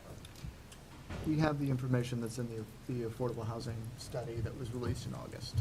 That is the entirety of what information we have. Okay, one line. No, I mean, there's more information in there but it's not, there's a table that talks about the data that they compiled to come to their conclusions. It's a 52-page report that includes their economic analysis, Right. but Mhm. the challenge is, myself not being an economist, I really Yeah. don't know what to Well, make of it. I read That's it, and I right. spent a fair amount of time trying to figure it out, and it didn't get me Yeah, where but I wanted to don't know go. what AMI level they're doing, but it is interesting. Albemarle was discussing 20%, not 10%. Yeah, but they also have put that on hold while they work on significant, like, monetary incentives for those, because the numbers didn't work, so. Right. Which maybe we'll talk about after the zoning ordinance, or certainly a lot of people are saying, hey, will I get, a tax exemption for these affordable units or something? Yeah. And that's how they're, yes, to your point, that's how they're getting to the 20%. They're And- proposing Yeah. to layer tax And incentives on top. utility hookup exemptions too, which is, I know, a major cost. Were you gonna say something, Brian? I know we were going around. That's okay. So right now, RC, can someone restate for me what's allowed there by base? The RC district allows 8 units on the lot. And then the double would be 16? Yes. So I guess if we had to sort of pull a number out of our ear about what we think would be a reasonable number of units to be on your average, normal, typical RC lot, what would that be? 12? So if I were, again, pulling one out of my ear, I would go with 12 because that's what we said in medium intensity. So if we say 12 and then we back down and say 8 is the base, and then 50% of that on top of it takes you to the 12, is that good enough to square the circle? In terms of, it sounds like we're wanting something where there's enough potential for essentially subsidy or creative thinking or whatever to be able to get those extra 4, while at the same time not scaring people, frankly, whether reasonably or not. I'm not going to judge people on that. And then at the same time, something that would fit, we are, I think, committed to this notion of form-based code, that's going to be sort of our ruler as we go through these neighborhoods, our yardstick or whatever, about, what we think is acceptable to put in the neighborhoods.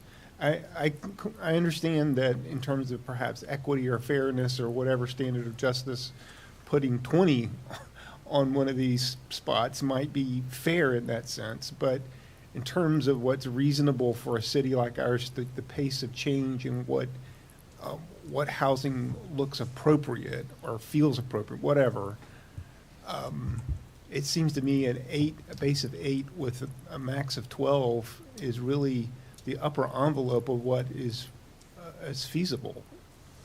And if that's the case, maybe we start from that and then go from there. Yeah, and when, I think the conversation about the triangle, when I'm referencing it, I think zoning is one small tool. This is maybe the smallest thing we're discussing within those tools. Mm-hmm. But I think across it, we really need to intentionally be focused at 50% AMI or below. I actually agree with others. I mean, this bonus, all things considered, even within the zoning, is not the big thing.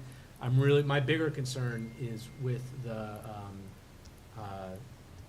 incentive to accept vouchers that was discussed and is not in this report at all, as well as how we're actually going to define and handle sensitive communities, which we haven't gotten to. But I actually agree with others. I mean, if you're talking about this specific thing, there's a couple projects, but these RB and RC is really not that many units. There's probably maybe another question about like a special use permit process bigger than that. I don't know, but. Yeah, and I do think we're going to have to, and I hate the word political pressure or whatever, but it's a fact. I mean, that's just a stand-in for people that have houses or concerned about what's going to happen, you know, and they have that right to be concerned. And on the other hand, what you're talking about in terms of, you know, affordability, obviously that's what this whole exercise is about, including all the other things we're doing for affordable housing. So to me, if we could come up with a number that we feel like is not going to freak people out and yet still gives some sort of envelope for being able to be creative about the number of units we put in places and who can go in there in terms of their AMI, I say we do that and move on. Yeah, so I think a 50% bonus makes a lot of sense from 8 to 12 in RC and 6 to 9 in RB. And then on the flip side, you make it, you change the incentives that required affordability so that these things actually happen more often. Like if it's 100% affordable, it's going to be limited by how many Habitat can do, and they're only going to be able to get the land for 50 or 33% cheaper than a market rate unit. If you make it that the incremental units have to be affordable, or even just some or most of the incremental units have to be affordable, you're starting to change that calculus and make it a lot more feasible. And I'd rather see more projects within an acceptable scale that actually happen and in every neighborhood to an extent.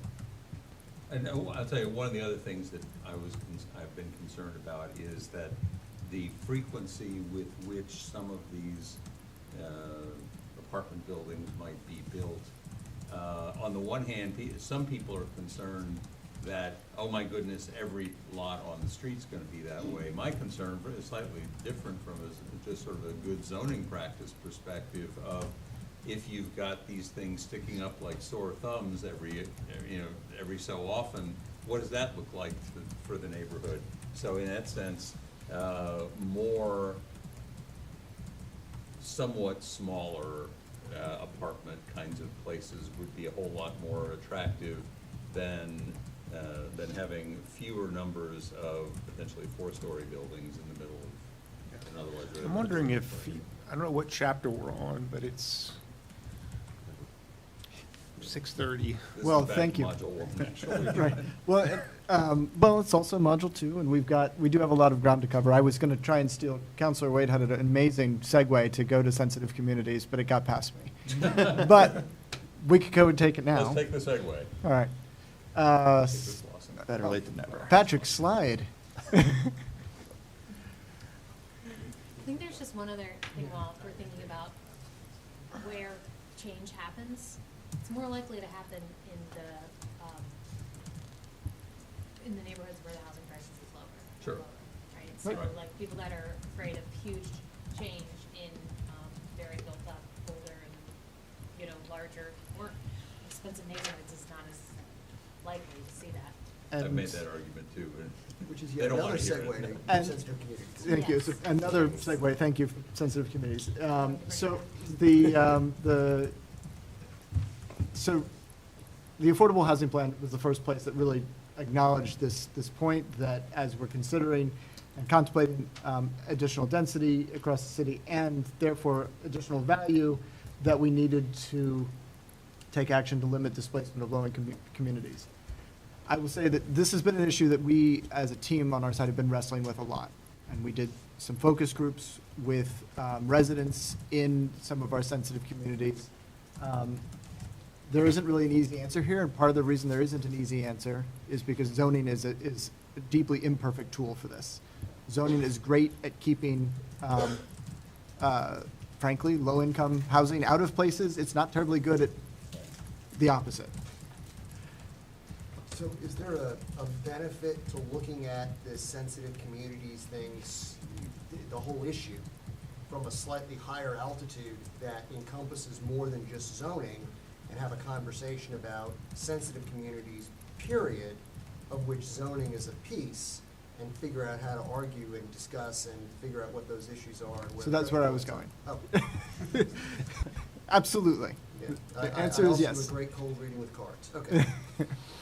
So what we're proposing in terms of the zoning right now is to limit the development potential in the sensitive communities. We'd create an overlay, and within that, it would be no more than one additional unit from whatever is on the lot today. I will say that there are upsides and downsides to that proposal. One of the downsides is a recognition that we're seeing displacement today, as Councilor Wade described, in a single-family environment, and that's not going to stop. Right? This limit isn't going to change that. It will continue to happen because at the end of the day, the wealthiest people in our marketplace get to live wherever they want, and many of them want to live in the areas we've identified as sensitive communities, hence the displacement that we're seeing. So this acknowledging that we arrived at this recommendation based on those conversations, but acknowledge that it's an imperfect tool. And it also, of course, denies those owners that additional value that we're concerned about. Hence the need for a bigger conversation. Patrick, if you slide, please. So as noted in the Affordable Housing Plan, there's a lot of things we are already doing or are recommending that we need to do that address this issue as well, right? Most immediately, and what we heard a lot about in our conversations was the need to continue and strengthen our tax and rent relief programs, right? Something that is already a conversation that's happening at council. The Affordable Housing Plan talks about homeowner assistance programs, things like assisting homeowners in repair, maintenance of their homes, a range of things, but also first-time homebuyer programs, things like that.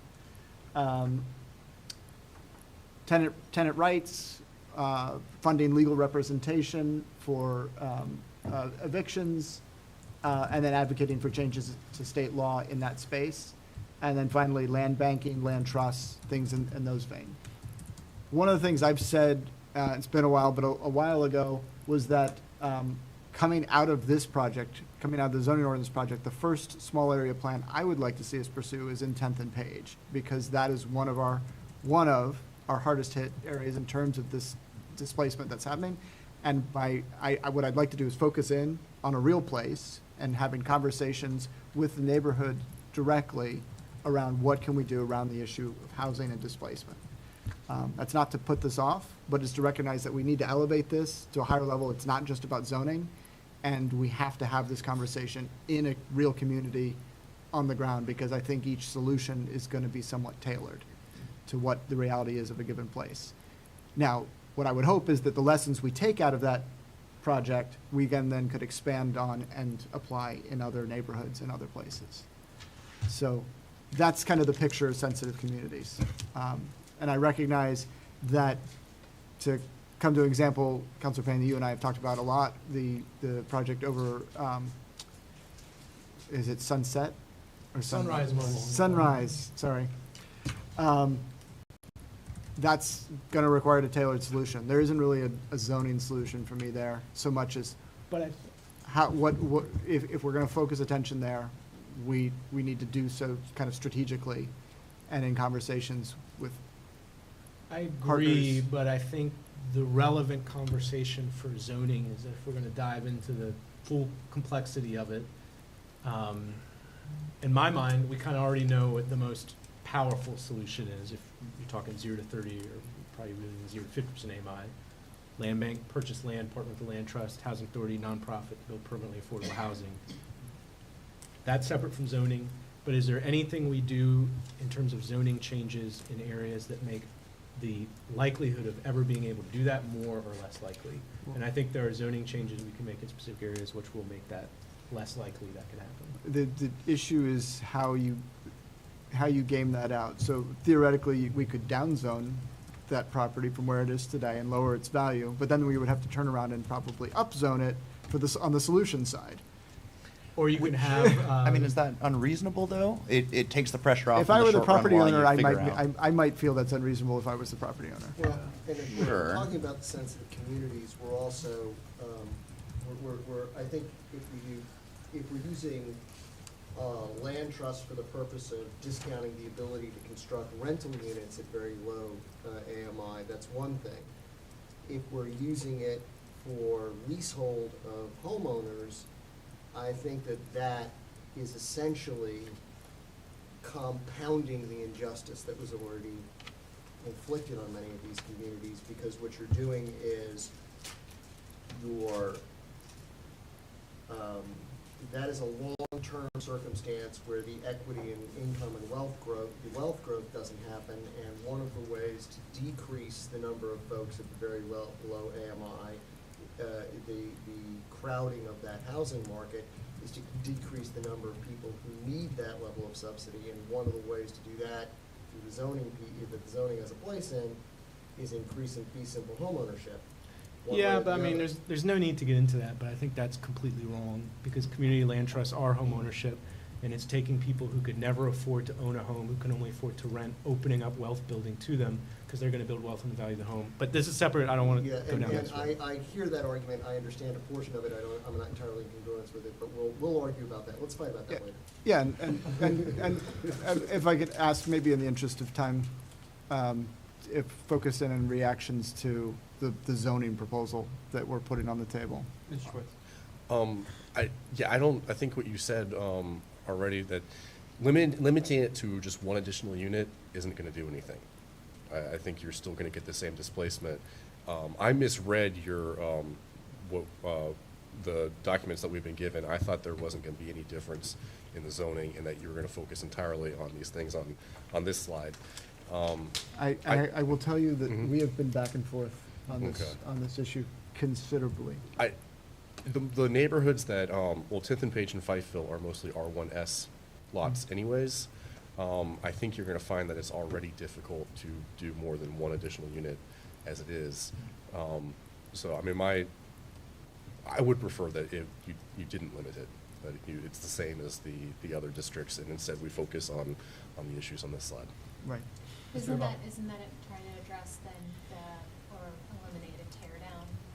And are you saying it's limited because of just the lot size? Yeah, but I think we're gonna have tear downs anyways, and I think, if someone can cram 4 units on like my lot, for instance, they're gonna be small units, which will be probably more likely to be naturally affordable. It doesn't seem like we're solving any problems by limiting the growth. Mr. Bub. Thanks. I agree. I don't think it should be the more I thought about this, the more I think it shouldn't be in the zoning, and it should be a policy, subsidy, tax relief, whatever it is, because you're kind of end up punishing people by mistake, instead of helping them. You can't, somebody wants to sell a house, you can't make them have a penalty because they live in a sensitive community neighborhood. Yeah, and if you're limiting the unit number, what you're actually doing is inviting gentrification so that someone can come in and say, I'd be happy to buy your 75-year-old worn house, tear it down and build my Well, $950,000 I'm not disagreeing, but what I would say is that the more units means there's more options. I think oftentimes the high-value single family is going to win that option Mhm. decision tree. Anyway, yeah. I'm sorry, what is the proposal? No more than one additional unit from existing conditions. Would there still be a bonus for affordability, or? I suppose there could be. Okay. James, do you get a sense from talking to residents in these communities that they are interested in preserving the neighborhood, i.e. the existing housing stock in these historic houses that were built by African Americans in, the early part of the 20th century, and that's one element? Is it, what are we trying to preserve? Because there's tools to preserve the housing Sure. stock that that don't exist currently and aren't proposed in the plan, right? A conservation district or historic district. I know 10th and Page is, due to be looked at or is Mhm. potentially eligible. But what do you think people want. Well, that's part of the reason to come back and do a closer dialogue and planning effort with these communities. I haven't heard anyone phrase it exactly as you have, but I have heard people say, hey, we would like things to more or less stay the same. Yeah, but But I think there's a lot of different opinions in that space. There are also people who say, hey, the idea, if you can figure out the financing, and that's a big challenge for a lot of people, if you can figure out the financing, they weren't opposed to the notion of, an accessory dwelling unit in the back Sure. where there's actually space. I mean, I just know from my experience on the board of AHIP, right, they do a lot of work with 10th and Page, and the sense, I think, is people value the houses there and the history, and what they mean to Sure. people's families. I would ask Vice Mayor Wade, what is your sense? I mean, my sense of some of the conversations I've had is that if a person can sell their house for $250,000, they still can't do anything with it except move out to the county. And they'd rather preserve what they have versus letting someone buy their house, tear it down and build something that, is $1 million monstrosity. Yeah. So, I don't know, I don't want to speak for that community, but you certainly know a lot of the folks over there, and I would say we would want to err on the side of conserving those neighborhoods. I like the idea that Ms. Russell mentioned of a conservation district or some sort of, I don't know. Yeah, yeah. I mean, in a way, that is what a sensitive, I remember when we Yeah. had the conversation around sensitive areas, and a lot of people said, well, my neighborhood should be a sensitive area because I want to keep it Mhm. more or less the way it is. And that is what I think the sensitive area is kind of trying to do, is to sort of put a halt on outside pressures. Yeah, and part of this is just market. I mean, I know that some of these homes are, many of these homes are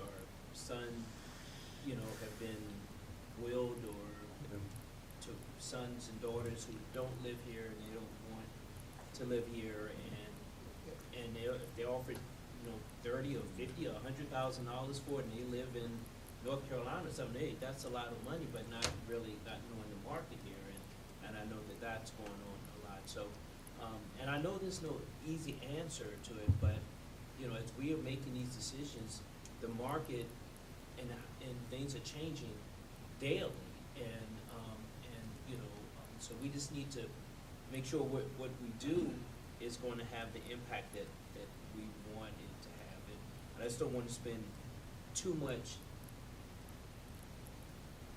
time, energy on those issues that are on the outskirts and not missing this forest before the trees.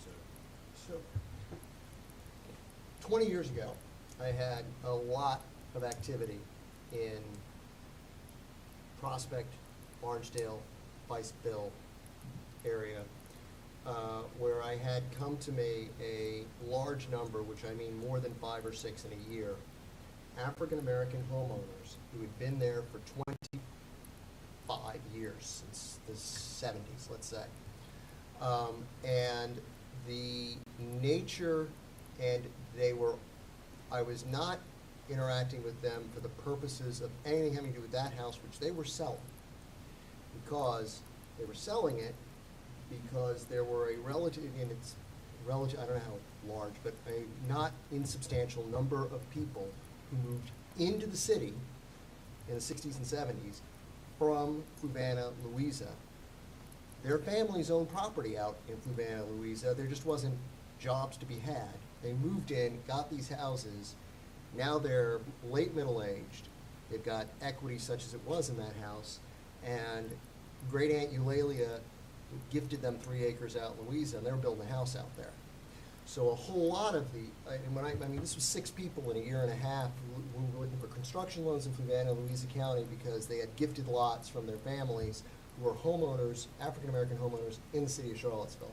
So I saw it as almost a demographic shift, and those houses all they sold them to, in part, fund the construction. They all became rentals that promptly became much more dilapidated than they were because they got snapped up that way. So I guess my point on this is that these movements that happen in these communities where you're going to have cash buyers coming in for investment purposes are things that we really, that's about quality of life in the city. And they didn't want to live in the city anymore. They just didn't. If I lived on Prospect in 2004, I wouldn't want to either. So There we were. I want to, I hesitate to speak for any group, but directly to your question, Councilor Pinkston, one of the things we did here clearly is that the intention of the homeowners we spoke to was to stay in their homes, right? It's paid off or nearly paid off, and they were going to stay in them. The different dynamic that I don't know the answer to is the one that Councilor Wade is speaking to, which I've also heard anecdotally a number of times, which is when the resident of the house dies, the children are far away. Yeah. They're in Charlotte or DC, and Thank you for that. Can someone remind me with the FLUM, what was the mechanism around the sensitive area? so what we identified on the land use map, so we identified the sensitive community areas, and we said that that we were going to try and do the first unit had to be an affordable unit. To us, that ran into a whole bunch of logistical challenges Uh-huh.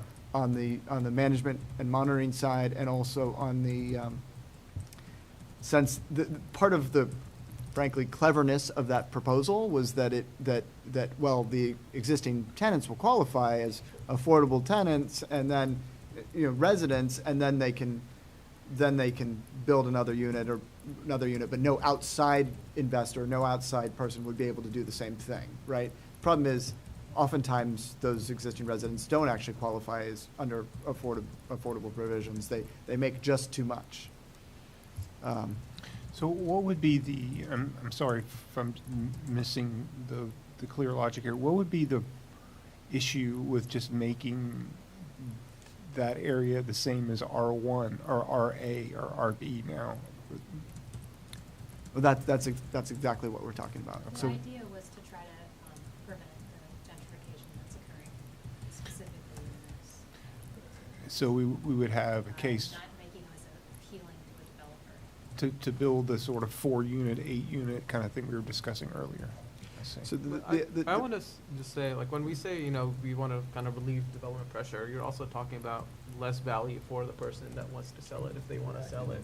So That's the flip side. it's the flip side. And I think when I look at it, you do want to treat them equally. You want all of the RA everyone has the same opportunity. It would be, I think, going in the opposite direction if we kind of impose this on people that do want to sell, that, it is kind of an injustice in the other way. It's the same principle that we apply to historic districts, right? We say, we as a community value these structures, these buildings, for a reason, and, we as a community have deemed them worthy of, not tearing down and building something else. And I know that you can have density in an existing building, and there's ways to do that, and, it doesn't have to mean that you tear that building down, but I think there is an element of neighborhood preservation in the sensitive areas.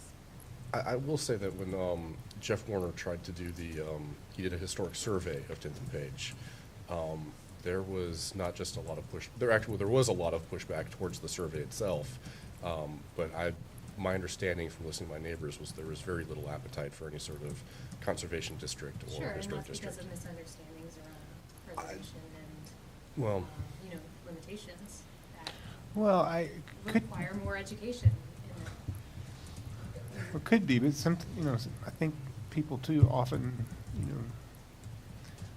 know how best to advocate for their own financial well-being, and maybe that's the other thing that's happening. I don't know. One person's gentrification is another person's recognition of family wealth. Yeah. Correct. Well, I think, And I think that's the challenge that Mr. Habab really. I thought this proposal was going to be very, very different than this. I find it very unsatisfactory. I think we will end up being naive about how the housing market and capitalism is really going to play out and work here in Charlottesville. And we've talked a lot about homeowners, and I don't want to, that is critically important in terms of the wealth gap. But there's also low-income renters who none of that wealth will trickle down to. The majority, over 60% of the city are renters. And as I've talked about before, and I won't fully rehash it, but we've got lots of areas with low-income renters who, if we open the floodgates for outside investment to come in, they're never going to have any opportunity to cash out, and they're going to get screwed over. And I see that happening 100% more likely to happen in some of these specific areas.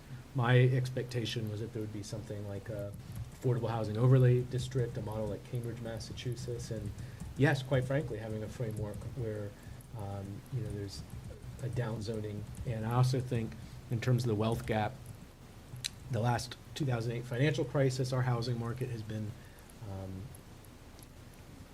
destroyed black wealth in our country, and I don't really see this approach changing that dynamic in terms of the conversation being that this will solve that problem. And I think, I see no protections for low-income renters who aren't in subsidized housing.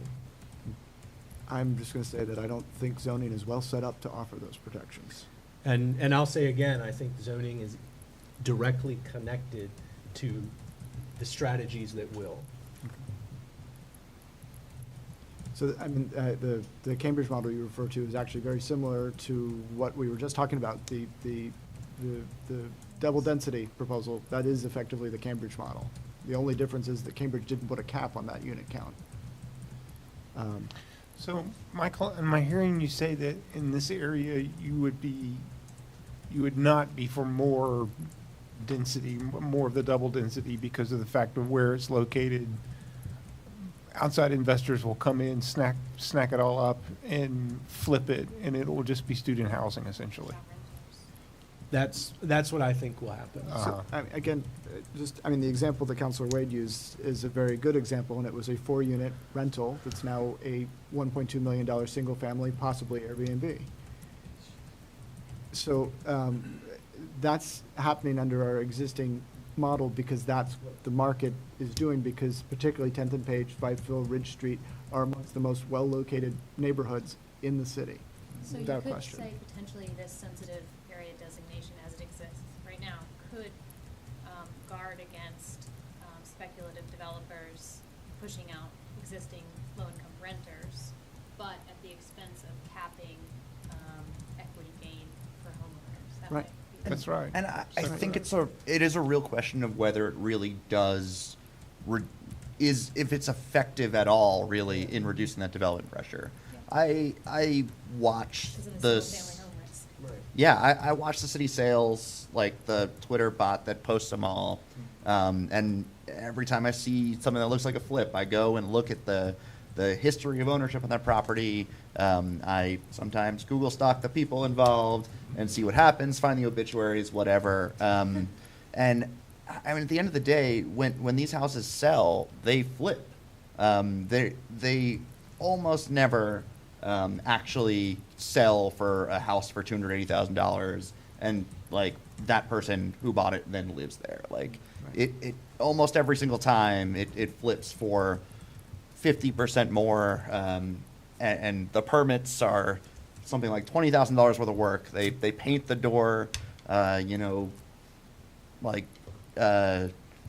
teal, and they paint the outside gray, and the price goes up $180,000. And so I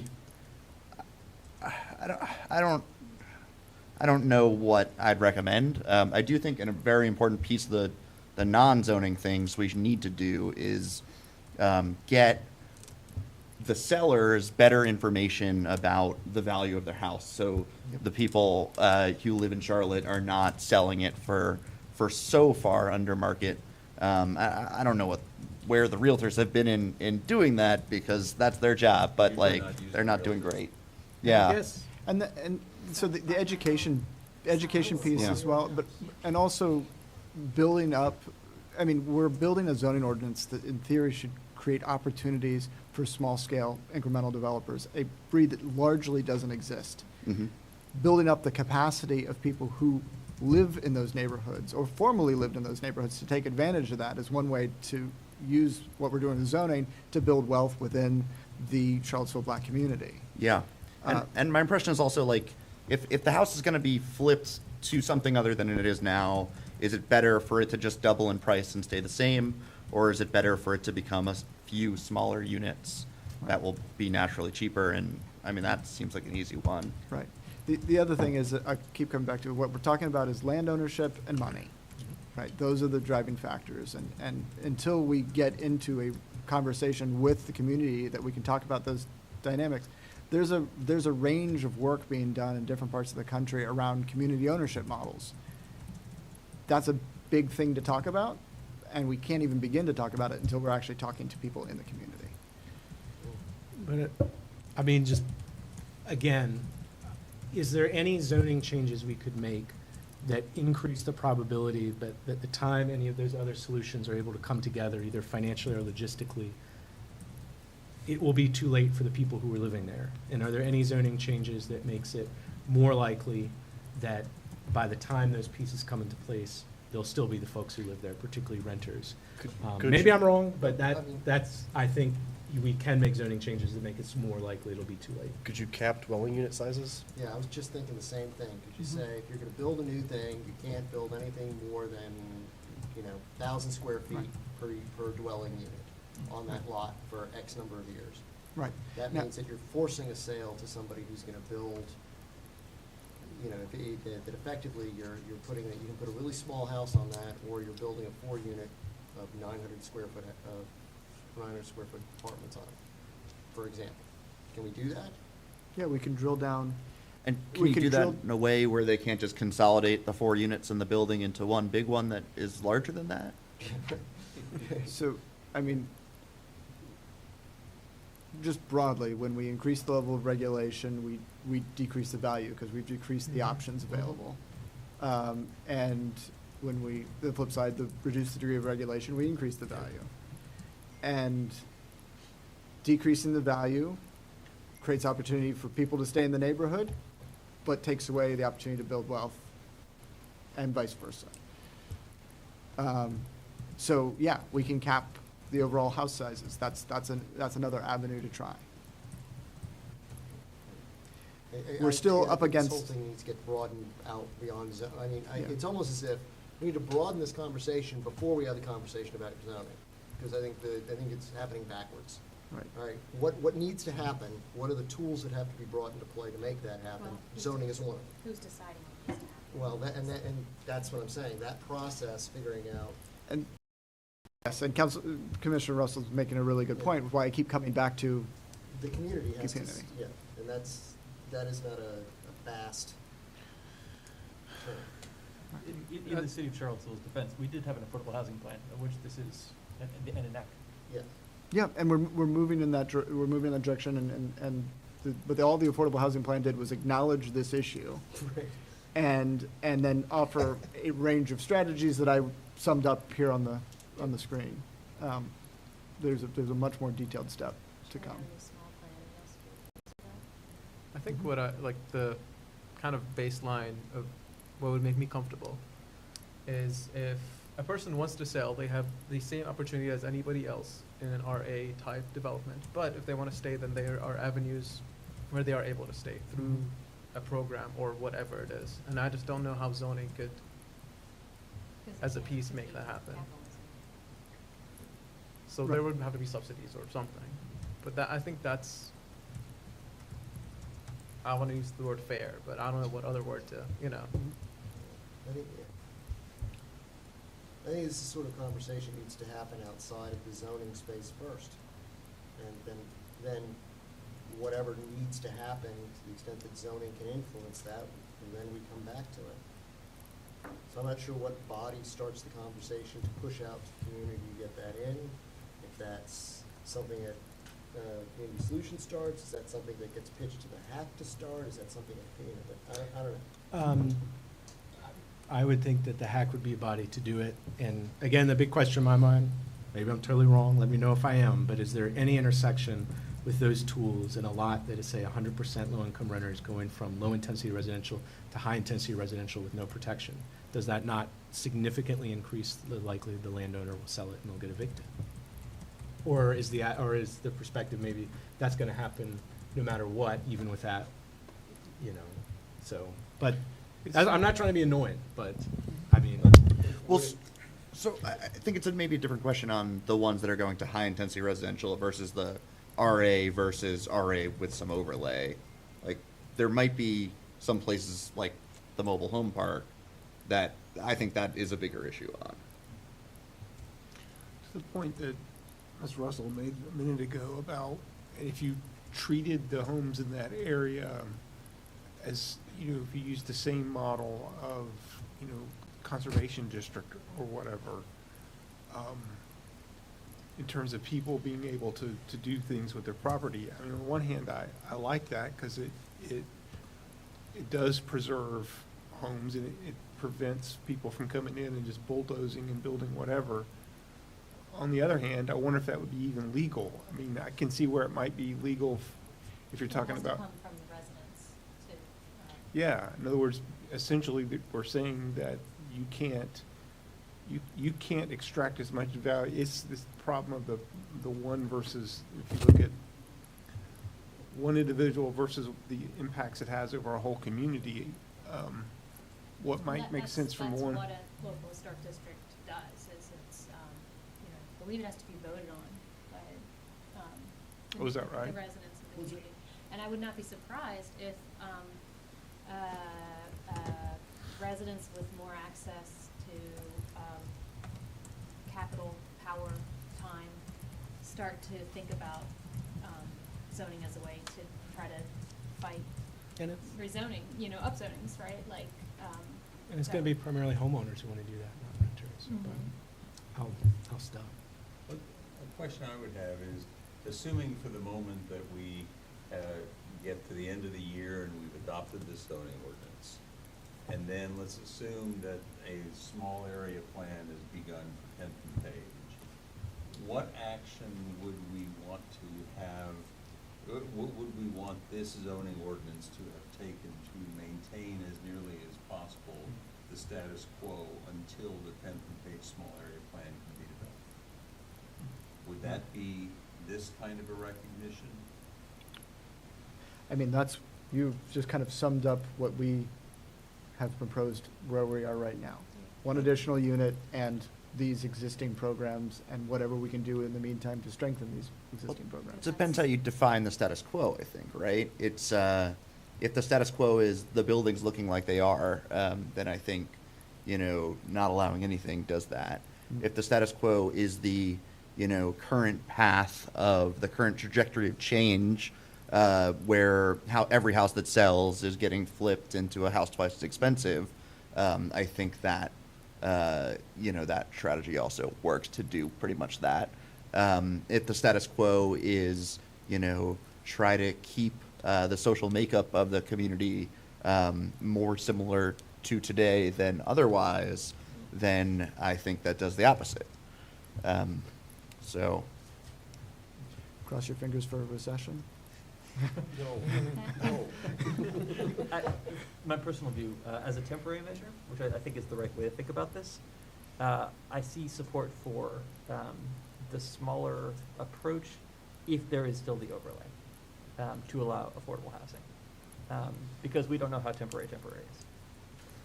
Yeah, I mean, my great fear about the temporary is, you know, that falls also into the category of bandwidth, and this gets pushed and punted, and then temporary, as you pointed out, ain't really that temporary, and we're stuck with this sort of half an installation that doesn't really work and doesn't really do anything that we wanted it to do, and nobody's happy, and it's 18 years later.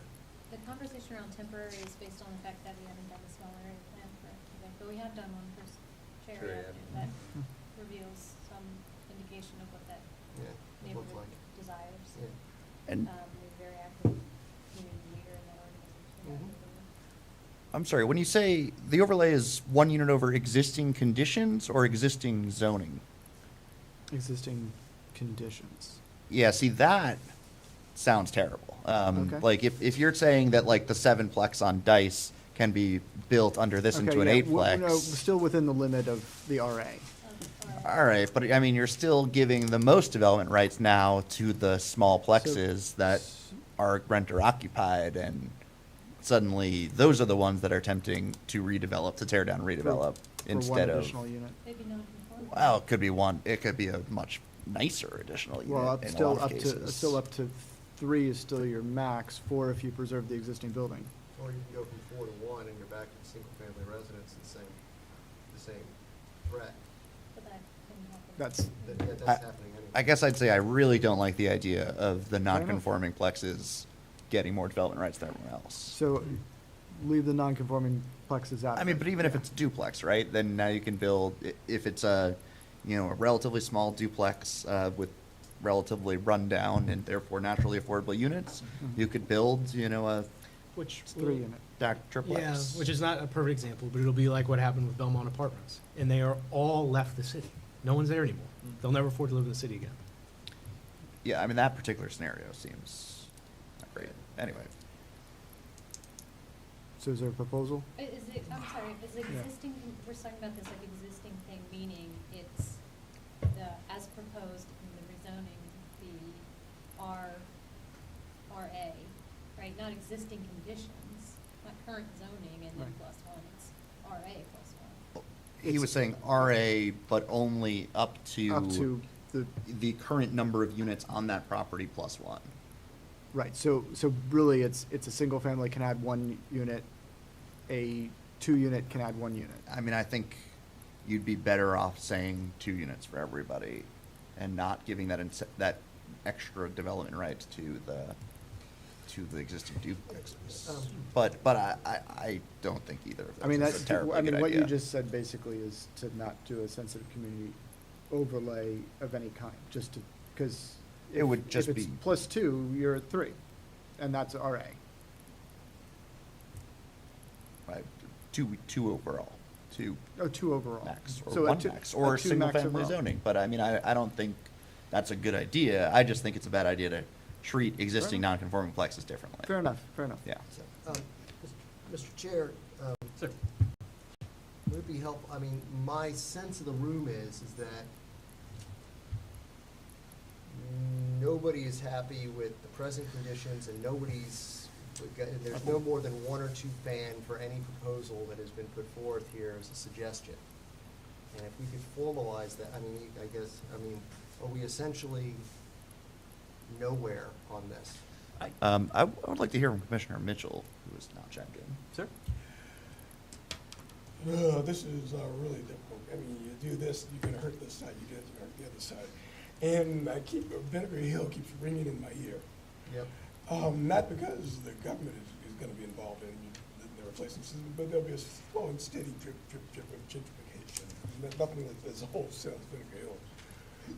But because, I've served in the Housing Authority and lived through that and heard all the feedback from people who live in that community. One, I don't think that limiting the size of the units is the right way to go, because I think that may be a bit of a takings issue, because what you're doing is taking from the owner of that home the opportunity to grow their wealth. Yeah, I don't even like my own ideas. But again, I think about Vinegar Hill, again, that's dramatic, is this on 10 page even, where, there was so much cultural displacement that I worry, that's why I'm saying this is hard. I worry about the cultural displacement that's gonna just naturally happen over on Ridge Street, for example, as Vice Mayor Wade spoke to, because of Market Travis.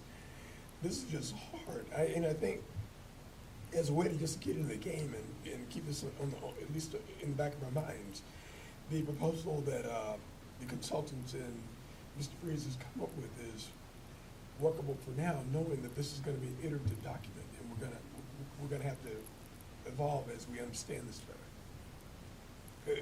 Damned if you do, damned if you don't, guys. And so that's a way to get in the game.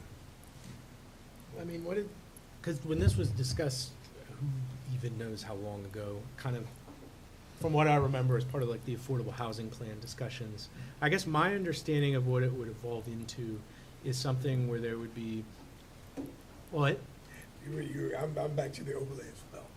Right, an affordable housing overlay that would have been stronger than the inclusionary zoning that applies citywide. And that was kind of my expectation, and the idea being that if that is an additional affordable housing overlay, you're making it more likely that investment that comes in is going to be preserving affordability, or a nonprofit who will preserve or expand affordability.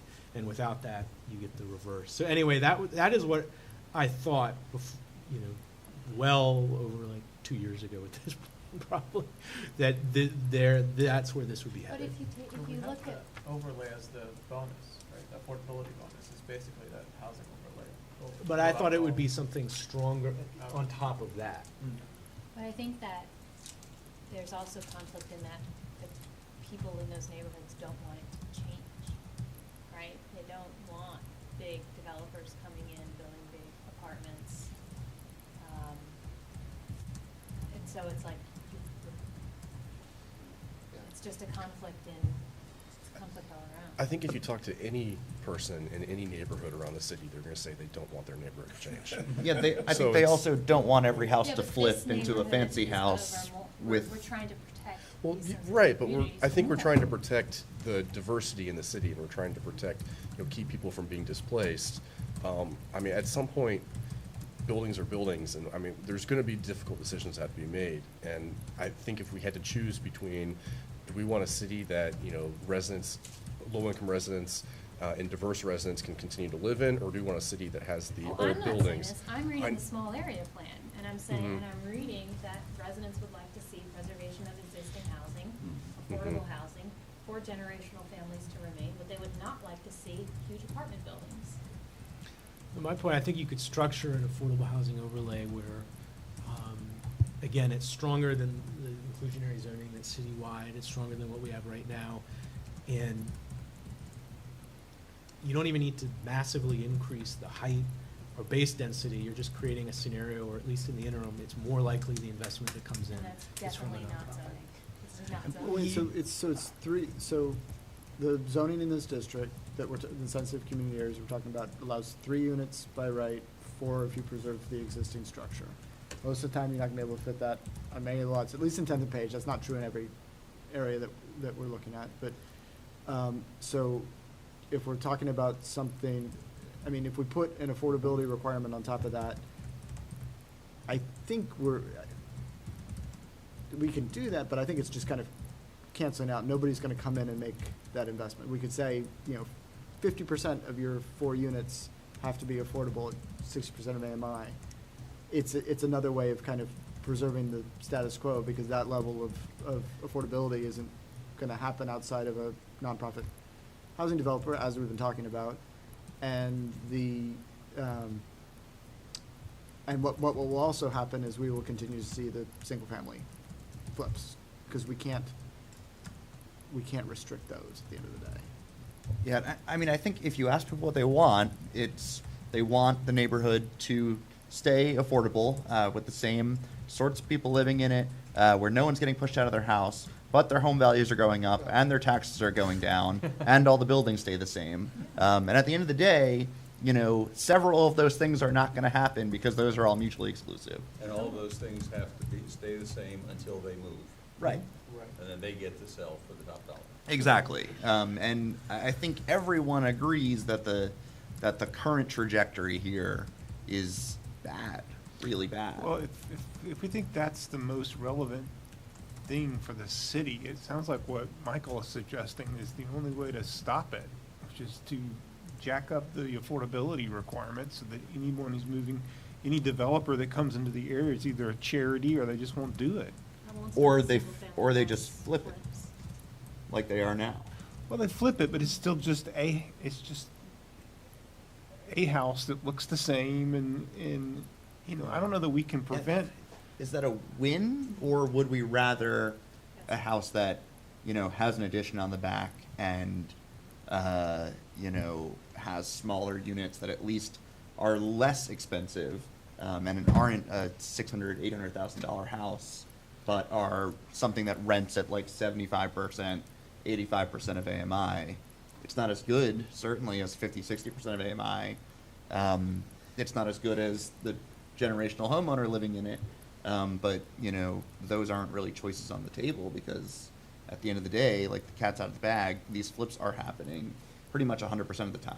Yeah, so this brings us back to Commissioner Schwartz's comment that, look, I mean, these are buildings, and this is about buildings, which is in sort of a direct opposite, in opposition in the non-confrontational sense to Councilor Payne, who's like, no, it's really people here that we're dealing with. And we're trying, it's, yeah, the zoning, I don't know what the right tool is, but I don't see how zoning is more than a minority player that's to this, and that there are other things that have to move. What you prevent. just, the comparison you just made between buildings and people is actually really important, right? Because zoning deals with buildings. Right, and this is. These about- other programs deal with people. Yeah. And Will zoning changes to make it more likely those people? Oh, yeah, I don't disagree one bit. I just want, I want the zoning bullet to be as potent and as lethal as possible on this with the minimum number of unintended consequences. And I'm not sure, I don't know, I have no idea what that is. To try to, and I will actually in this time. Commissioner Mitchell, I know you had brought up the affordable housing overlay that had been discussed in past. Do you see that being a tool that has any utility still, or is that kind of, in terms of achieving any outcomes, barking up the wrong tree? It's kind of. It could be a tool outside of zoning. You could still can we use it to identify areas to direct, I don't know, It's a practical funding to? question. How practical? What's the proposal? I mean, let's get a little more specific. So he's talking about an overlay, and we, many years ago, talked about an affordable housing overlay for these sensitive zones. What is it? Sensitive. You know, what are the requirements that overlay zone I don't know imposes? what were they? so, I mean, the overlay was kind of two things, right? It was the double density that we were talking about, if it's all affordable, or incremental units are affordable, and then in the sensitive areas, it was the second unit has to be affordable.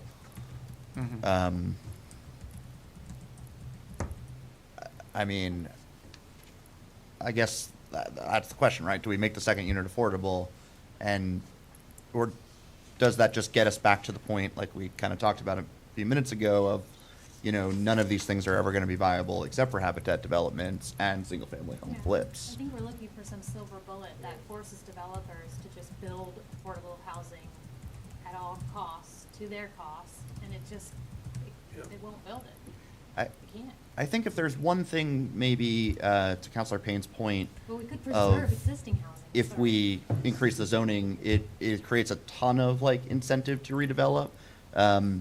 These neighborhoods we're talking about, particularly Fifeville, are full of non-conforming plexes, where, you know, there are already 2 or 3 or 4, and at least on that one on Dice, it's like 7 units in the building. And so RA going up to 3 doesn't really add all that much extra over what it is now legally non-conforming. And so, you know, many of the renters in those areas are in those sorts of units and not in the standalone single-family houses. Not all, but there's that. And so there would be no incentive for them to do anything because their best bet is to stay non-conforming. Yeah, I mean, they could tear it down and build fancier triplexes, but They like, could- it's they probably could not worth fix- it. They could fix up the existing units, but, Yeah. right, but Exactly. that also is still the case today. Right. And so I lean towards Commissioner Bob's view of the costs to adding those extra restrictions outweigh the benefits, and we need to focus on the non-zoning tools to help those renters, because there's no easy answer. You like to jump into it? Well, yeah, only because I have to get out of here at 7:30. And I've been very quiet because I don't have a whole lot to add to what the right solution is. But especially when we're talking about these sensitive areas, especially the ones that are in the neighborhood of near UVA, just a pitch to, as whether it's a small area plan or other methods of figuring out what are these issues, and those issues that do directly relate to UVA, making those very known and well-known and open so that solutions can, be worked out. Whether it's parking or student housing issues or noise, whatever it might be, I think, we can be a good partner as much as we're able to understand what the problems are. Guess, Thank you. yeah, thank you, Bill. One question I had is, Michael's point, Bill, Michael's point was that if we make the affordability requirements, I'll say, so onerous, that so robust that it prevents just any person from, it prevents developers from coming in and just, pushing out everyone on the one hand, and then on the other, I guess what you're saying, Rory, is that if we did that, then that would prevent the possibility of some of this lower level turnover that could happen and smaller units become available. I guess, what do we think is the relative probability of the two? And what are we most concerned about? I think what I'm hearing, what we're most concerned about is changing the neighborhood. And if that's the case, then it seems like what Michael's proposing of more onerous affordability requirements truly would not be able to prevent these flips from happening. But I don't know another answer for that except educating the people who are being taken advantage of. And so I guess, to me, as I look at what's been laid out, I wonder if we just need to decide for ourselves or have further conversations with people who live there. And as Ms. Russell was reading the plan, I think as you read the plan, it sounds more like people are interested in keeping the neighborhood as it is, even if that means they can't extract as much value from their homes as they'd like. And it sounds like that's not happening anyway. So I guess, for me, I think that if I had to, beyond these things which are essential, I think if we really want to keep this neighborhood protected, we'd have to do something like Michael is suggesting. And that's, I think at this point, we probably need to move on pretty quick. I was gonna suggest that, again, going back to my earlier comment, I don't think that there is a consensus of how to proceed, other than we realize we need to proceed with something and we're not really sure what it is. And no one's 100% happy with any of that. And we're getting to a point where we're making really speculative assumptions that maybe we're probably getting out there. We need to attack this separately, distinctly, and I hate to say we punt, we shouldn't, but we need to sort of circle this as a specific thing to be addressed outside of the context of just the zoning, and the zoning's a piece of it. What do we need to do with zoning to make this happen, instead of, let's make the zoning make some of this happen, and sort of flip it on its head.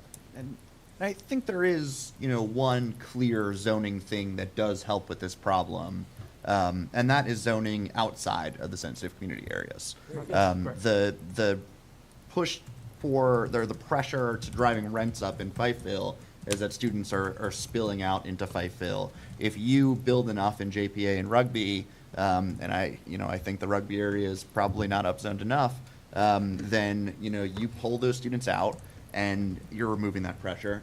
If you build new townhomes in other areas of the city that people moving in who want to buy a house can buy, there will be less pressure for those flips. And most basically, the more of that you do, the less of the need there is for these bad things that we think are happening. I'm not certain we've helped James. Could we at least get a sense from the group about what do we think is the more important goal to sort of preserve these neighborhoods and prevent, massive displacement, or to allow the lower level sort of organic affordability that Rory was talking about? I mean, is there a way to take the temperature of the room on that? I mean, is that like the large trade-off we're talking about, or am I missing? I think the trade-off is more, are we limiting wealth accumulation in capping development potential in these neighborhoods? In the name of Or direction. are we capping development potential and therefore preserving the neighborhoods? And I don't think that we are equipped to answer that. Just gotta look at who actually owns one of the And to that point, I think that's why I would go back to this. I think this is the answer for today. Because I think you're right. We need to go to the residents and, or the folks that live in those neighborhoods and do what we did at Cherry and help them tell us what we want. So I would continue on with where you are with this, knowing that we may iterate down the road. Where this is Today. the non-zoning recommendations or Yeah. the Or the zoning overlay concept recommendation. they were saying? The non-zoning regular. I think the overlay, as it stands currently, does the sort of maintain status quo, at least until we know more. Okay. So here's what I'm going to suggest in an effort to recognize that, God, there are a lot more slides in here. I hate to say it. The next conversation we have as a working group is we're going to try and roll together looking at the zoning map and looking at Module 3. And at the risk of overburdening that meeting, we will take another stab at this based on the conversation we had and put something in front of you guys as kind of our final stab before we put it all together into a consolidated draft zoning ordinance. I mean, I think this is, yeah, we haven't concluded anything, but we've raised all the fundamental issues, and from that perspective, we were well prepared to do something. Can we get some broadening Good luck. input from outside of, I think we need some broader input on this, and if possible, to sweep in some community input and some other thoughts. And I'm Are not we- sure what the instrument is to do that, but maybe council can give some direction to, the hack is one idea to sort of talk about this and stretch out. I'm not sure, but just so that we're not, I bring Carmelita Wood into the conversation. Maybe we yeah. get in the So, top part of I- the Fifeville Neighborhood I- Association agenda this time instead of the last 5 minutes. All right, so, I mean, just, we did 2 focus group meetings with residents of Fifeville, 10th and Page, Ridge Street, and the Meadows. Carmelita is one of those people who joined that conversation. So it's not that we haven't been doing exactly that. Are there more voices we can bring to the conversation? Absolutely. Yeah. There always are. Are we asking the questions to get the answers we need? Are we- Yeah. It's a complex issue, right? As has been demonstrated by the conversation we've had here, which is kind of moved back and forth on a continuum. And I can say that the conversation was similar in the sense that, there's not just a off-the-shelf answer here. And I can tell you, lots of communities are wrestling with this issue at larger and smaller scales. As you know. an overlay, right, we know that zoning can't solve everything, but can the framework of the overlay help inform these other things like housing rehabilitation programs or I actually wouldn't point to the zoning to do that. I'd point to the comprehensive plan, which already identified The- sensitive community just, yeah, areas. the And you methodology can tag behind anything like this to those Right. identified areas in the comp plan. And Right. say, here's where we want to focus our attention, if that's appropriate to do. Yeah, yeah. Yeah, I mean, I will say we specifically drew it only around the general residential with the idea that it kind of translated into zoning. Might be worth revisiting exactly where That's those true, look. that's true, yeah. I would agree with that. And it comes back to, I mean, one of the things in the last several weeks is various members of our team have been wrestling with this issue, particularly coming out of those conversations. One of the things I thought about was, do we just punt this and do a separate anti-displacement plan as an amendment to the comprehensive plan that looks at all of these issues, looks at a broader area than just the sensitive communities? Because again, yeah, as you note, that line was drawn for a specific purpose that then is susceptible to questioning, as we've done here. I Yeah. would support that largely. I mean, I don't think we understand, I don't think we don't know what we don't know on some of this, and I think we need to have some careful contemplation of it and not try to make something happen because we feel like we need to do something about it. that turns out to be either ineffective or incomprehensible or detrimental. And I don't think Just I'm stand there prepared to and make. do something. Yeah, yeah. Right. And I don't feel I'm prepared to make any suggestion or recommendation of how to proceed with sensitive areas right now. I don't think I'm happy with any of it. I don't- Prefer don't just do something, stand there. Yeah. I do think, I mean, I think it's a good idea to do that plan. And the question becomes, what do we do in the interim? And I think, you know, in terms of figuring out what would happen in each of these scenarios, we know what's happening in the trajectory we're on, which would probably be the same as the, you know, restricted trajectory.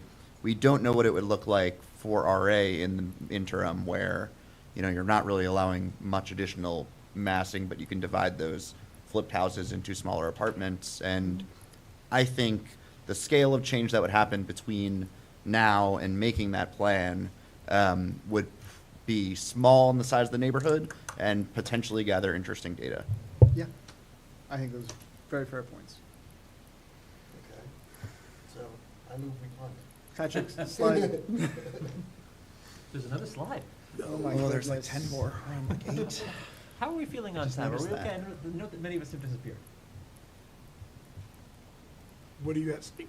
How are we feeling on time? How late do we want to go? Oh, 2 counselors have left. This is my statement. Yeah. So can I propose? There's no place I would rather be.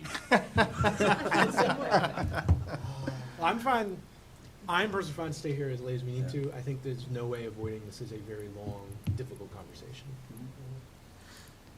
No, the rest of them are all easy.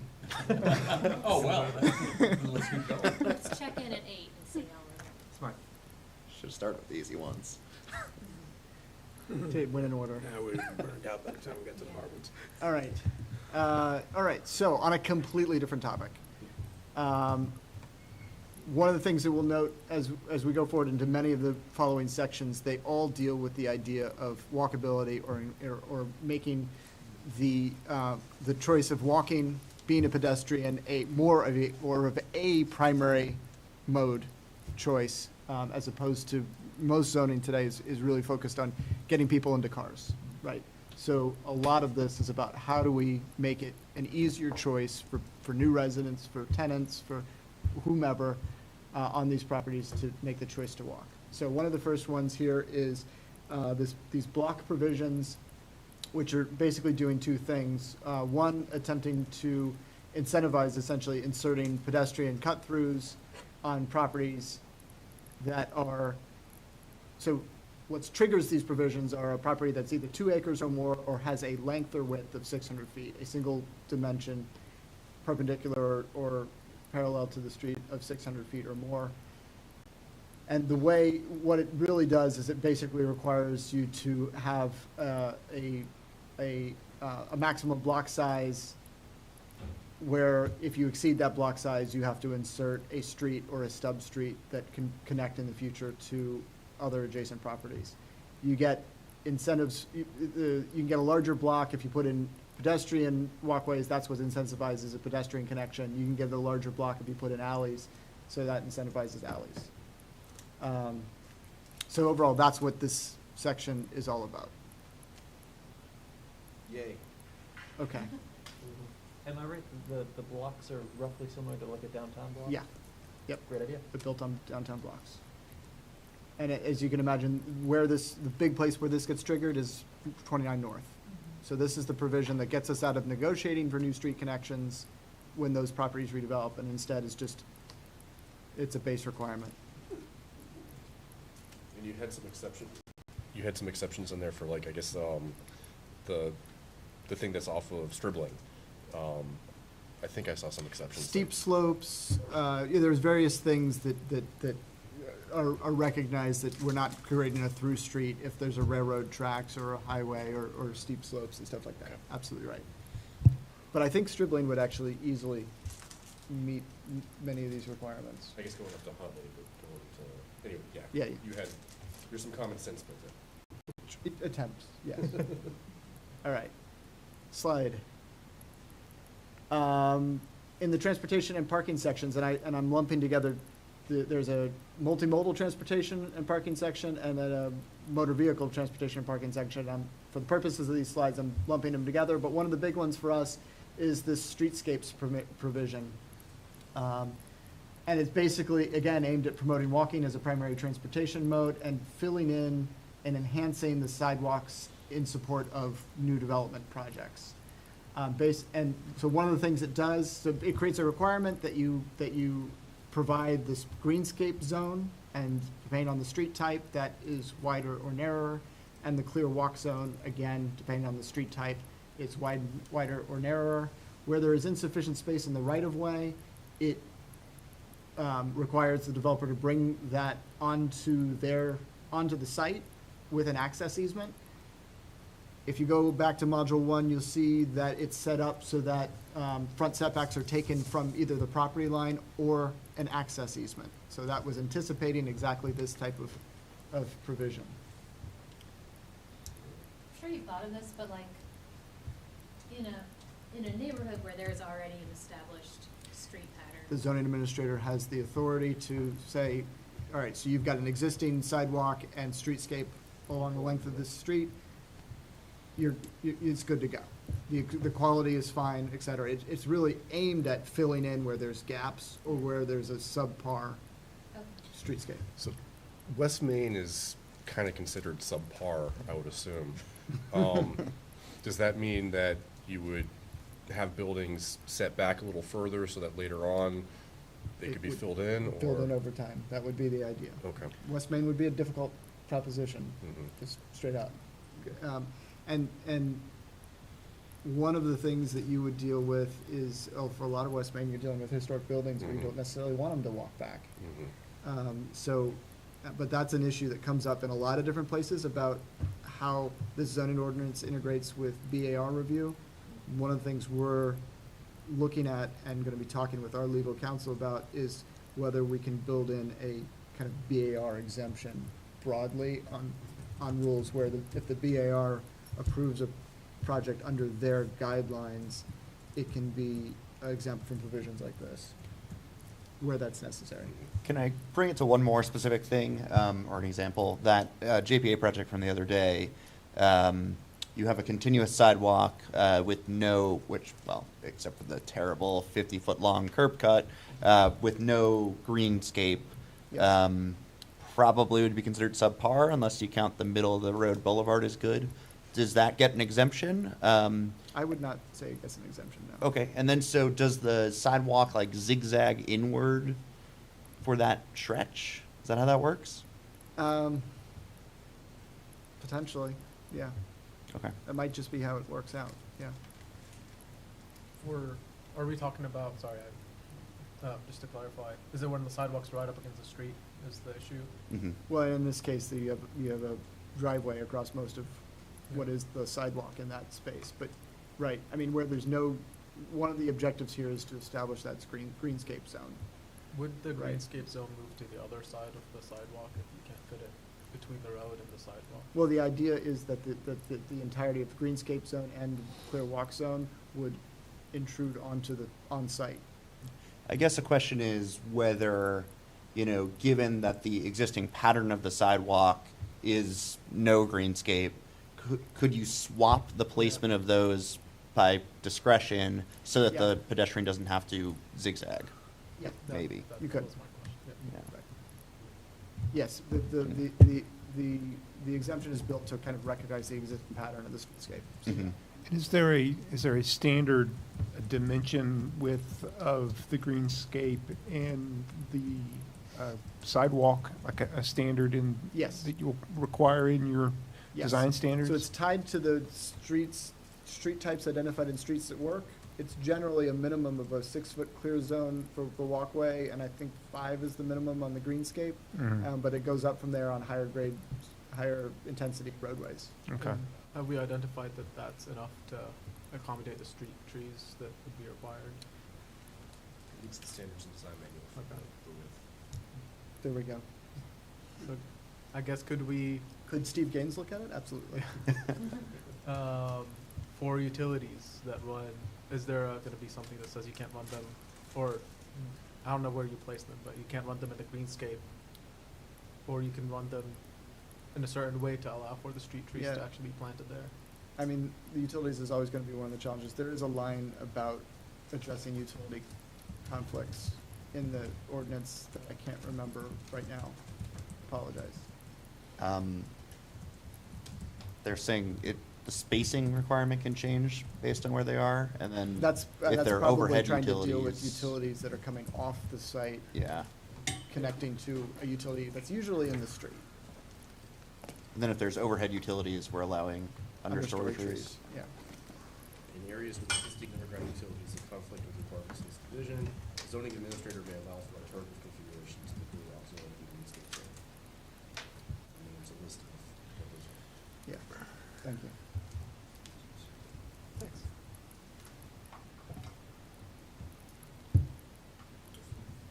Slide, please.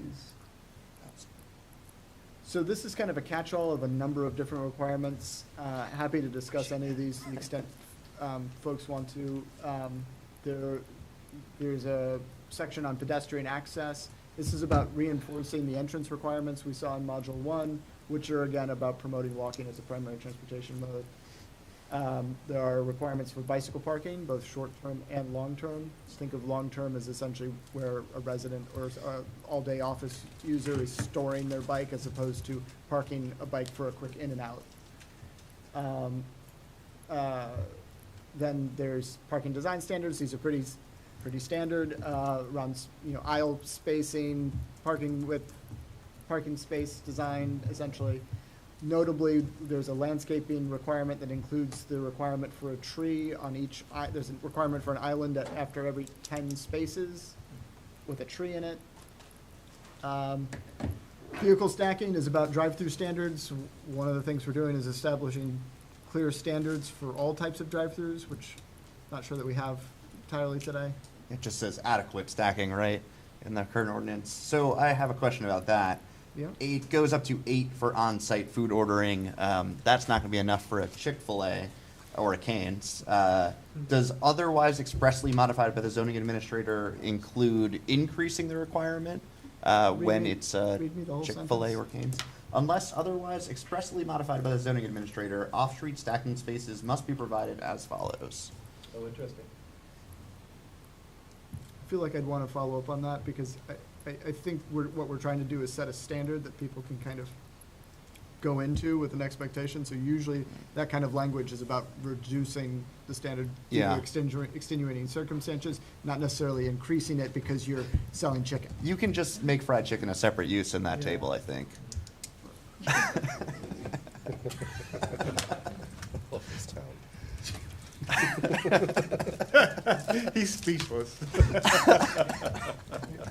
Could it be tied to like a, kind of like a comparable business? I mean, it's a restaurant. I guess you can imagine I mean, Chick-fil-A like a Chick-fil-A engineers Cane's, they can their look at- drive-throughs to have more anyway nowadays. I don't know. Yeah, if this Cane's is a minimum does. standard. It's not a maximum. That wasn't clear to me from the language that it was in there, which is, I just heard must be. It does say must be provided as, oh no, it says min in the table right now. On parking, I noticed that the size of parking spaces is a little bigger than we currently have in our ordinance. And, why ever, like, limit the number of compact spaces? Like, if I wanna build an apartment building parking lot that only caters to people with small cars and not giant trucks, like, why is that illegal? When I don't have to even provide parking at all in the first place. I'm happy to take that as a comment. I don't have an answer. Similarly, they're not allowed to be clustered, which seems interesting, because in our Usually current are. ordinance, a compact space is shorter. Mhm. In the new ordinance, they're the same length, but I assume they should be shorter, and then you can make a line of them to make a parking garage a little smaller. Right. Mhm. Got it. I was also a little confused about the limits on reserved parking. No more than 2 spaces for 2 bedrooms, for example. Like, if I have a 2-bedroom and my neighbor has a 1-bedroom and he wants to have 3 cars for some reason, why can't I give him one of my spots? I don't know. Or no more than a third of the provided spaces may be reserved for non-commercial use. I didn't understand the purpose of that. Like, what if one office is 75% of the office building? Can you read the whole line again? Parking spaces may be reserved for a specific tenant or unit, provided the following standards are not exceeded. Residential, no more than one space per efficiency or one bedroom may be reserved. No more than two spaces per two-bedroom or live-work unit. No, and then non-residential, no more than 1/3 of the total provided spaces may be reserved. And then I guess if you have a three-bedroom, then none are allowed. I'm gonna follow up on that. Cool. I feel like those would make sense if we had parking requirements. Yeah, maybe. I mean, no, wait, like more sense. Yeah, more sense, definitely. Okay. Last one, garage design. This is primarily aimed at, not parking garages, but, garages. And the standards limit the degree to which they project ahead, in front of, forward of the front facade. You've got a limitation on street-facing Yes. garages in general. Yeah. And it looks like, There's a That's preference it. for them to go to the side street or the alley, Yeah, but not it an sounds- absolute requirement. but it's sort of pitched as an absolute requirement. The way it's phrased in there sounds a lot stronger, and it's at discretion. Can we phrase that if there is a side or rear, you must?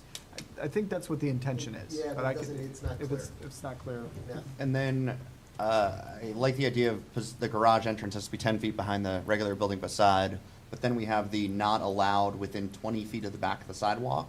That seems to pretty firmly put you at a 10-foot front setback. I mean, I guess you could be 15 feet behind for the garage, but, it seems to be, A weird I box. guess the idea is if you're parking in front of the garage, yeah. It's to keep the tail of the car from blocking the sidewalk, Yeah, maybe that's fine. I don't know. which is an ADA Yeah, I issue. mean, that's important, certainly, yeah. In this section, I noticed that it says a loading area is not required, and I guess I just want to make sure that that makes sense to everyone. It seems like that seems to be the bigger problem about sidewalks and bike lanes getting blocked. Mhm. I mean, maybe since we don't have parking required, it makes sense that a loading area shouldn't be required, but it just seems like it's, I just want to kind of raise that as a question for everyone.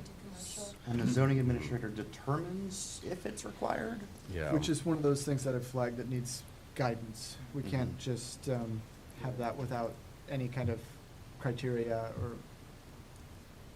Yeah. by fiat of the zoning administrator. It's a tough one, It's almost though. like we need a zoning administrator's policy manual that's fairly involved. I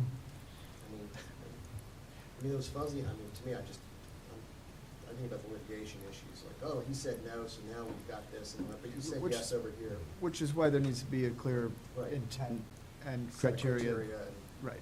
Yeah, yeah. I think we probably, I would lead to having loading zones. It seems like, I mean, Especially with, if parking, you know, we would have a parking management plan, but if parking was gonna be potentially harder, we'd want to have loading zones that are dedicated for that. right. And, I mean, on street So- two, and Keep weirdly FedEx it off the says loading sidewalk. activities are not allowed on a street, on a public street, which like, Hold on. What was that? Sorry. I think a big part of the loading conversation is how we manage our on-street parking lanes. Well, and that's where I was gonna go, is part of the challenge with requiring a loading area is the same challenge you run into in requiring parking in historic areas where there doesn't exist previously. It ends up having the same effect as requiring parking. Now you've kind of put a limit on what can happen in that unit, because you can't solve for that issue, because it's really a street management issue. Would this be a loading plan then? Well, it could be. I mean, I think it comes back to this conversation around maybe getting getting stronger criteria in there so that we can direct that it's more of a requirement where it's possible. Rather than a blanket requirement that ends up having unintended consequences for our many more historic commercial districts. A loading demand management plan. Yeah, a loading demand management plan. Slide, please. Because that segue couldn't be resisted. Could I ask a quick question before we start? Yeah, So yeah. I'm late to the game on this no minimum parking requirement. That's something that's been discussed and agreed to over the course of a year or two, is that? I wouldn't describe it as having been discussed Okay. or agreed to. We're proposing it at this time. Discussed it a little bit Okay. Yeah. last year. Yeah, because I mean, I'm hearing from, residents about the fact that, well, if a person has to work at night, the bus isn't running at night, are we really thinking through the implications of a no minimum parking requirement? I mean, I think we're all on board on wanting to get to that future and committed to all the infrastructure that would be involved, including trying to get CAT to actually, be beefed up like it needs to be. But I think we're a ways away from people, many, many people, including, those who were in the lower AMIs not needing cars to get to their jobs, so. And so I agree, there's a lot of work left to be done on the transportation system, and this is not intended to be it's not a ban on parking lots, it's not saying that there isn't gonna be parking lots. Mhm. I mean, the reality is, even Friendship Court right here, which has no minimum parking requirement today, Mhm. is providing a great deal of parking. I see. The way I conceptualize it, which is just, the way I look at it, is we have at least two sections of the zoning ordinance that really place a regulatory mandate on how a piece of property is used. Mhm. One of those is in the open space requirement, which has a tree canopy associated with it as well. And that basically, it's us as a city kind of recognizing that there are a great deal of benefits to that open space that accrue to the property, they accrue to the neighborhood, they accrue to the community overall. Mhm. And those outweigh the negatives of, hey, if that space is used for open space, it's not available for housing or economic development purposes, it's not available to a range of other Mhm. uses. So the same thing applies in parking. Once Mhm. we mandate that a portion of a lot be devoted to parking, it's not available for housing or economic Mhm. development uses or anything else. Mhm. It's available for parking. But then, when I look at the other side of that ledger, I also see that parking also has a whole bunch of negative externalities in and of Mm. itself, in terms of environmental impacts, in terms of promoting automobile use over other uses, in terms of fiscal impacts, and so on.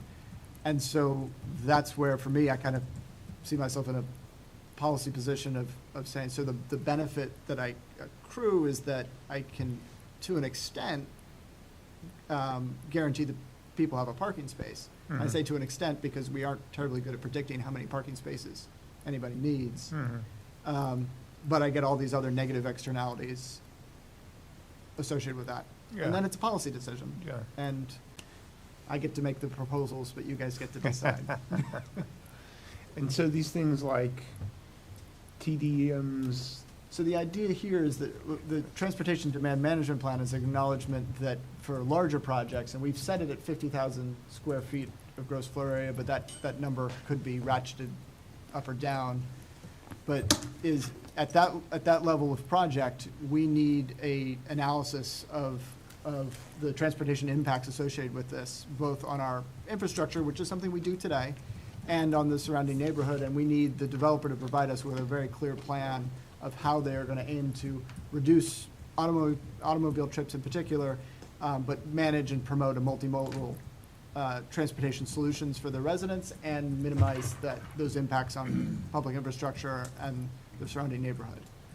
So it's not a hard line, you gotta provide this many parking spaces, but you have to demonstrate a plan acknowledging these are the transportation impacts of my project, and here's how I'm gonna address them. I was really swayed by some articles that I read just on the sort of history of parking requirements, and that they just don't really there's not a lot of logic that was built into them, and it's like something that people just keep doing, and I'll send you some of these articles. I was like very amazed. Yeah. I think it's also useful, given that it's not a ban on parking, it's a mandate to have parking, to think about that. I mean, you're right, most people in the city will continue to need cars, and have one to get around. But as we stand now, about 1 in 6 renter households don't have a car. And do we want to force those people to pay for parking? Or do we want to force the single-car households in 2 bedrooms or 3 bedrooms to pay for an extra parking spot they're not using, rather than, letting everybody out in the world decide how many they need? And also developers are gonna look at their, their model and say, do I think I'm building an apartment where people are going to want, on-site Right. Yeah. parking? Which again, like, comes back to Friendship Court. They did a pretty intense study of what they thought they needed, and they're sticking to providing parking even though today they don't have to. As well, They have residents wanted. 50% requirements. But, They had but they're over. They're over whatever their requirement Yeah. is. I mean, it was interesting to look at you noted the Richmond article today, and there was an article in the Times Dispatch that noted what their with the rate of development that happened, I forget, it was last year or some period of time, the number of parking spaces that were required and the exorbitant number over that were actually provided. It's a recognition that where we are today remains, that most developers recognize that parking is the number one amenity that their clients, tenants, whomever are going to want, and they're likely to provide that for the time being as we work towards building out a more viable and safe range of alternatives. But the other important thing to note in this is that it does mean that we need to think about how we manage on-street parking. That And was do my a much next better question. job in Yeah. that space. Yeah. Because that will become, it already is in many neighborhoods, a high-demand resource, and we need to manage it as such. Yeah. And to cite your Friendship Court, in the present Friendship Court on Sixth Street, you could, at any time of day and night, run a 3-table ping pong tournament in that parking lot and have no trouble. It's always 2/3 empty.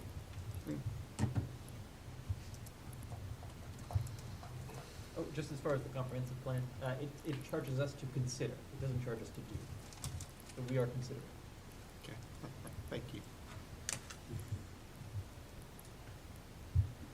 All right, so then there's a provision in Module 2 around transitions and screening.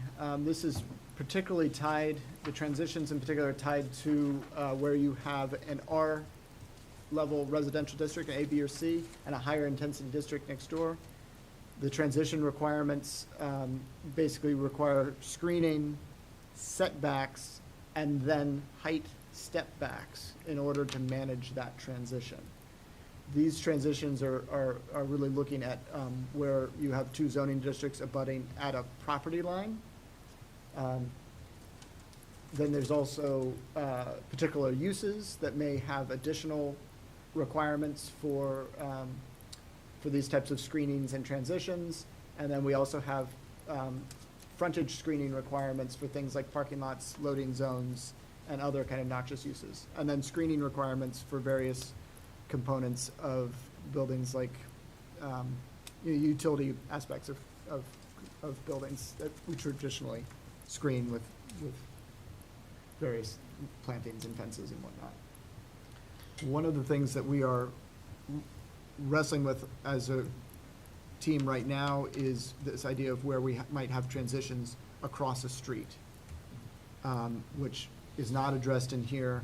We are looking at 2 approaches depending on the scenario. One is to, if I have a higher intensity district and then one of these RA, B, or C districts across the street, do we actually change the zoning map and say that this should be, we actually should use the zoning districts to transition? And then the other one is actually looking at a transition proposal like this across the street. So we're looking at both of those scenarios and potentially considering using either one of those strategies depending on the situation within the city. Cool. That was one of my questions since I lied to Lloyd at Carver. But my other is that for the step backs, like, is this the outer edge of the building envelope? Or if my whole building is set back more than the requirement, can I build a square building Yes. within this envelope? Right. So, So measure from the property line. yes, so for example, if I look at this one and I've got a setback to here and then a setback starting there, I could also just come all the way back to here. Okay, cool. Go straight up. Great. And it's a recognition that in many cases, that's what a developer will do because setbacks are more expensive than a block. And worse for the environment. Right. I wanted to question the use of fences and walls along right-of-way. It just seemed kind of funny to me, and my preference would be not to have that, but I don't, just want to raise that with the rest of the committee, or the commission and council. I personally prefer green screens where possible.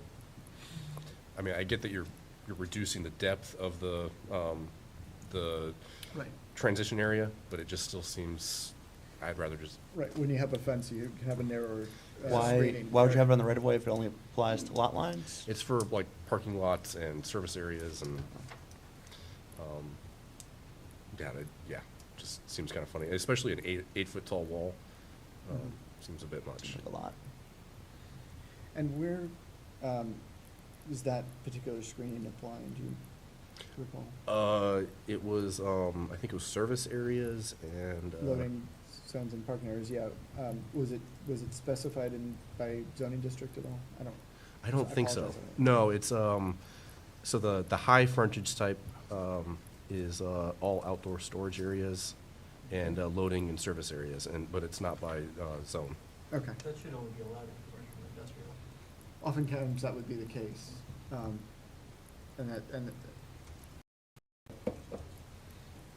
Okay. And really random little thing is, later on, you, forbid, chain link fences and. Yeah, that's one of those ones that I actually need to double check with our legal counsel, because technically outside of certain areas, we can't deal with materials, so we may Okay. not actually be able to do that. I mean, it's a pretty common fence in 10th and Page. Yeah. And I think that it's It's our target. it's the cheapest solid fence you can presently build with cost of materials. I have receipts on this, so it's literally, I have receipts on this. It's way cheaper than wood or vinyl in the present environment, and I think it's an economic issue in that sense. Mhm. While you're on that, are you about to step on the opacity conditions on street facing in No. residential areas? Go for it. On fences? Yeah, I think it's a little tight on, Next slide, Patrick. yeah. Go ahead. I think particularly for RA Oh, and whoops. personal residences, that may be a little tight, Mhm. that requirement. I'm thinking also in terms of the straight up,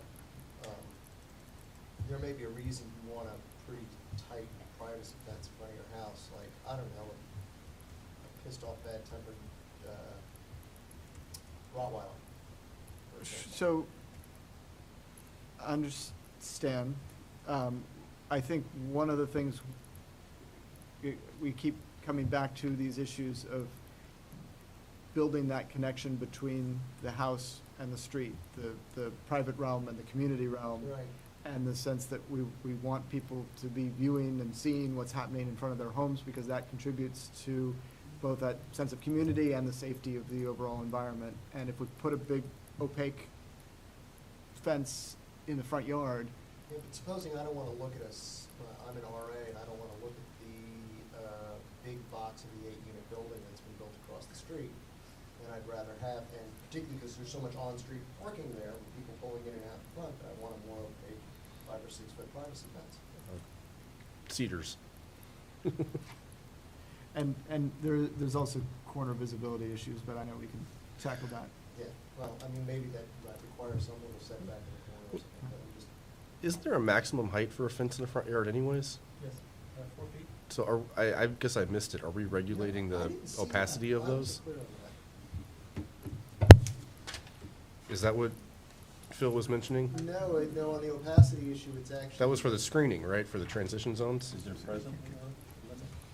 No, No. you actually measure the largest block that's covering, like for a semi-privacy fence, and you Mhm. have a percentage of how much is air and how much is. But wasn't that for the screening versus someone just having like a fence in their front yard? No, it's throughout. Scroll Sorry. down to the, sorry. Yeah, it's throughout. Oops. Well, it says when the opacity requirement applies to a fence or wall. But the only requirements I see are in the screening part. It's- And I thought these were minimums. And the parking structure Are screening. they- Well, that's also screened. I skipped over this apparently. Are Or I you- didn't. Are you I- in the fence? Yeah, so this was Yeah, fences is that one. Yeah, so There's a this bunch is of when it opacity applies. stuff in there, but it's all about how to measure and not requirements, which are only in the screen. Module one, on the, Oh. the sheets on module one. Yeah, you gotta flip Okay. back. Yep. Ah, thanks. Well, yeah, I guess if we are putting a maximum opacity on front yard fences, it doesn't seem to make sense if we have a maximum height as well. And I don't think we have do we have a maximum height on residential fences in the front? I don't thought see we that. did, I thought it was 4 feet. No, I thought I was confused by that as well. No, Did I that make 4 that feet up? sounds right. Okay. Is that module, is that on the, in the module one pages? Yeah. Each of the zoning pages, Yeah. there's a category for fences, Right. so it gives the criteria per Right. zoning category. It's 6 in some industrial zones, but 4 in most zones, And except I'd some where suggest that 0. 4 might be a little low. Again, Yeah, well, I would not, Yeah. I would not suppose it's I think 4 I'm feet needs to be a thinking maximum. of Brian's across the street neighbor who has 2 very active dogs. They built a fence in the front to just give them some space to run around. I don't know what the height is though. It's about 4. Okay. You need at least. Guess I I'm would not- think so. Not for jumping dogs. Put them in the backyard. In that case, the backyard is a cliff, so. And you don't have crazy dogs. well, again, I mean, if we're gonna look at, and I sort of limit this to RA, if we're gonna talk about increasing on-street parking and we're gonna talk about increasing density and decreasing setbacks and bigger buildings, then you're also saying to the RA single family, there is a certain level of interaction you must have on the street after these changes. Yeah, with your neighbors. Right. At the Or front. else. Yeah, or else. And you're gonna like it. And I'm New allowed- friendly community, or everyone talks to Right. each other. I don't have a problem with the 4 foot myself. I think I see your think point, in the but- spirit of what we're trying to do, which is like diversify and integrate historically segregated neighborhoods, it's antithetical to say, and you compare this to something in the front yard. I think that's a bad look. Yeah, I think I'm coming at it from exactly 180 degrees from that, which is, if you're unhappy with all of this increased density, you can, sort of fortress yourself. I will say that nothing will change the character of the neighborhood faster than lining all the streets with 8-foot tall. No, I mean, I can think again, of one not many flip people are in gonna do 10th and this Page because where they they'll put up a call your huge attention to the opaque receipts, fence the and- important receipts. Yeah, Not a good one. I get it, and it's Yeah. maybe not a hill to die on. Yeah, I Nice pool. speak to, my sister had the opportunity to study and live in Durban for Right. South Africa for 9 months. I went and visited, And and she wanted a 10-foot fence. all the streets there have 10-foot fences with barbed wire across the top because of the crime concerns that they have. Right. And every street in a residential neighborhood feels like an alley. And nobody's out on those streets because it's nowhere to be. Yeah, despite the uptick in violent crime and shootings in Charleston in 2023, I'm not overly concerned about that. Fair enough. But yes, I take your point. I did know that we were prohibiting barbed wire entirely, and I Yeah. feel like there are some industrial uses There's- like tow impound lots and, Yeah. I don't know, The city maybe yard. concrete plants that maybe need it, but Yeah. I don't know. But they're all there already probably. Well, so again, it may fall whatever. into the same category of a material that we can't necessarily. Oh, well, fair enough. So we square on the fence height? I think we'll have John. 4 feet? That was taken. All right.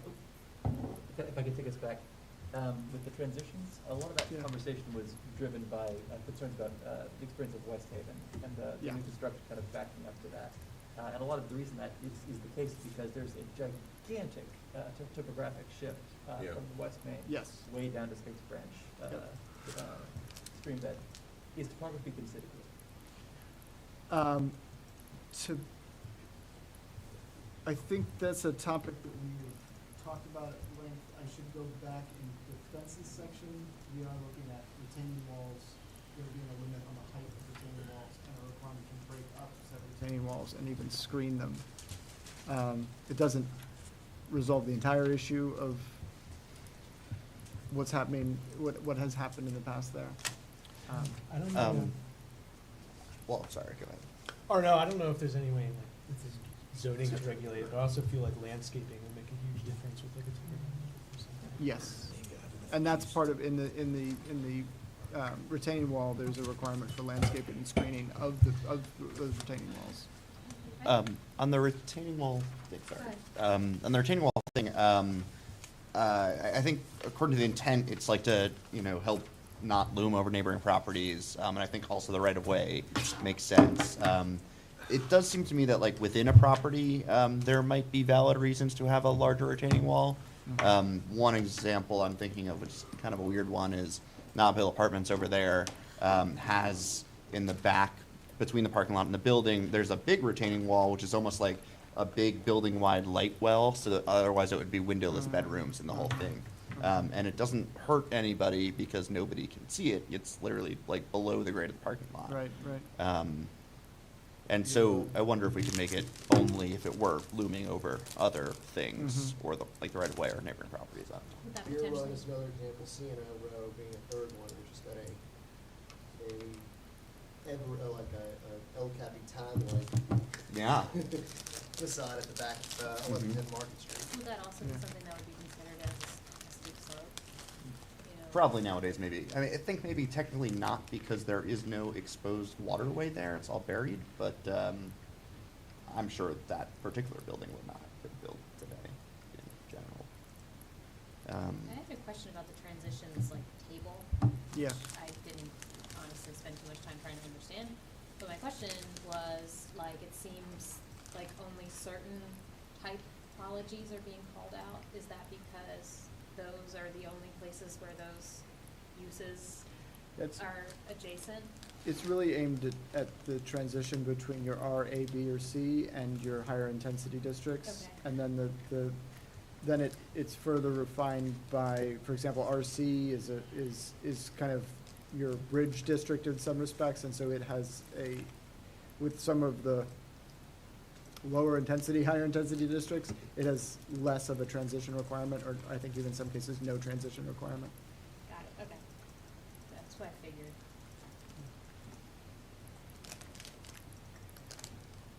Okay, landscaping and trees. Big thing happening here is the addition of this tree removal permit, which is a way for us to check in that when somebody's removing a tree, they're remaining in compliance with all the various rules we have around retention of trees. Yeah? So some people are very mad about that. I was a Some bit people are very surprised. excited about that. That's Got a what I lot of emails expected. today about it. Mostly I have, I mean, I couldn't care less. Maybe that's the non-homeowner in me. Either way, emergency situations, are there gonna be some sort of special provisions for that if the tree is about to fall on your house? That's a big one. I'm sure we can deal with that issue. And, I mean, these are pretty much automatic granting unless it violates an existing site plan, right? So you're looking- is there a this is- timeline guarantee we could put in there? But it is, yes, it's looking to make sure, I mean, technically, under our existing ordinance, you're required to submit a site plan to remove trees. Even on a property without a site plan? It just says that's one of the triggers for site plan review, is removing trees over a certain caliper. Wow, weird. So this is both better than that and clearer, which makes the compliance rate much higher, Yeah, hopefully. I'm assuming that's about 0% right now. Yeah. Is there a locality that this is based off of? Just curious. No, but, I mean, the county has the same requirement we have today, a site plan, well, their zoning administrator is required to review tree removal in the county. And what's the penalty? It would actually be a zoning violation, like anything here is a zoning violation. Be up to us, right? It's a way to, if it's like, it doesn't, you can make it roll over, like every day, you get a fine, right? Or until you fix it, or, Technically, until the issue is resolved, which in this case would probably be. Growing a 15-inch Yeah. tree. No, until you've demonstrated a plan to come back into compliance with whatever rule you were out of compliance with by having cut down the tree, right? Not every time you cut down a tree are you going out of compliance. So this isn't a new source of revenue to fund the next school. Hopefully it goes back to the tree fund or something. No, we're relying on scooter recovery for that. Are we encouraging people to cut down trees at 14.5 inches? No. Which actually goes into another question on measuring the trees and what the best way was to measure them. I know there was a brief discussion during the tree commission meeting. Yep, and I gotta rely on Steve to follow up with me and tell me what is the best way to, I mean, we went with what appear to be best practices in the field. Arlington just had some language on this in their zoning code that they Yep. just put in.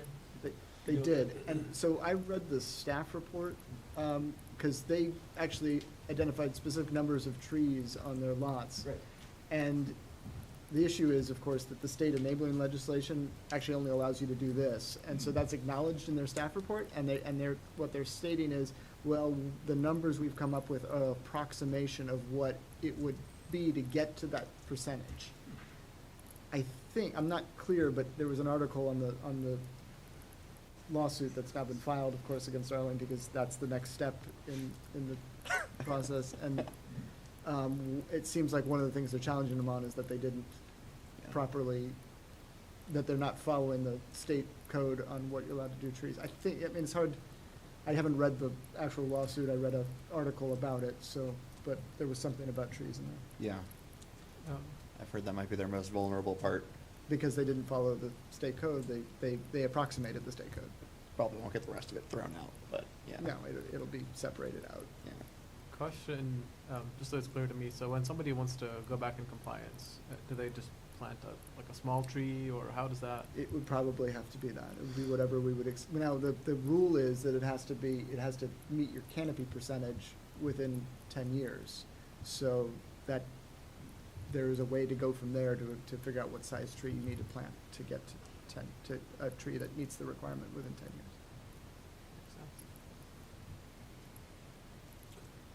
Do we have a sense of how many parcels are currently compliant with these No. guidelines? I'm guessing not many. Yeah. All right, so the only thing that's in environmental sustainability right now is a new critical slopes ordinance. It's intended to be the same as the existing ordinance. I thought we got a nice analysis from Southern Environmental Law Center, and certainly a lot of things in there to consider. I thought they did a good job in looking at the ordinance. The main change that you'll see is that it's now a special exemption rather than a waiver. The only difference between a waiver, which doesn't exist under state law, and the special exemption, is that the special exemption is the same process. Planning Commission makes a recommendation to City Council, but now there's a public hearing, because it's the equivalent of a special use permit.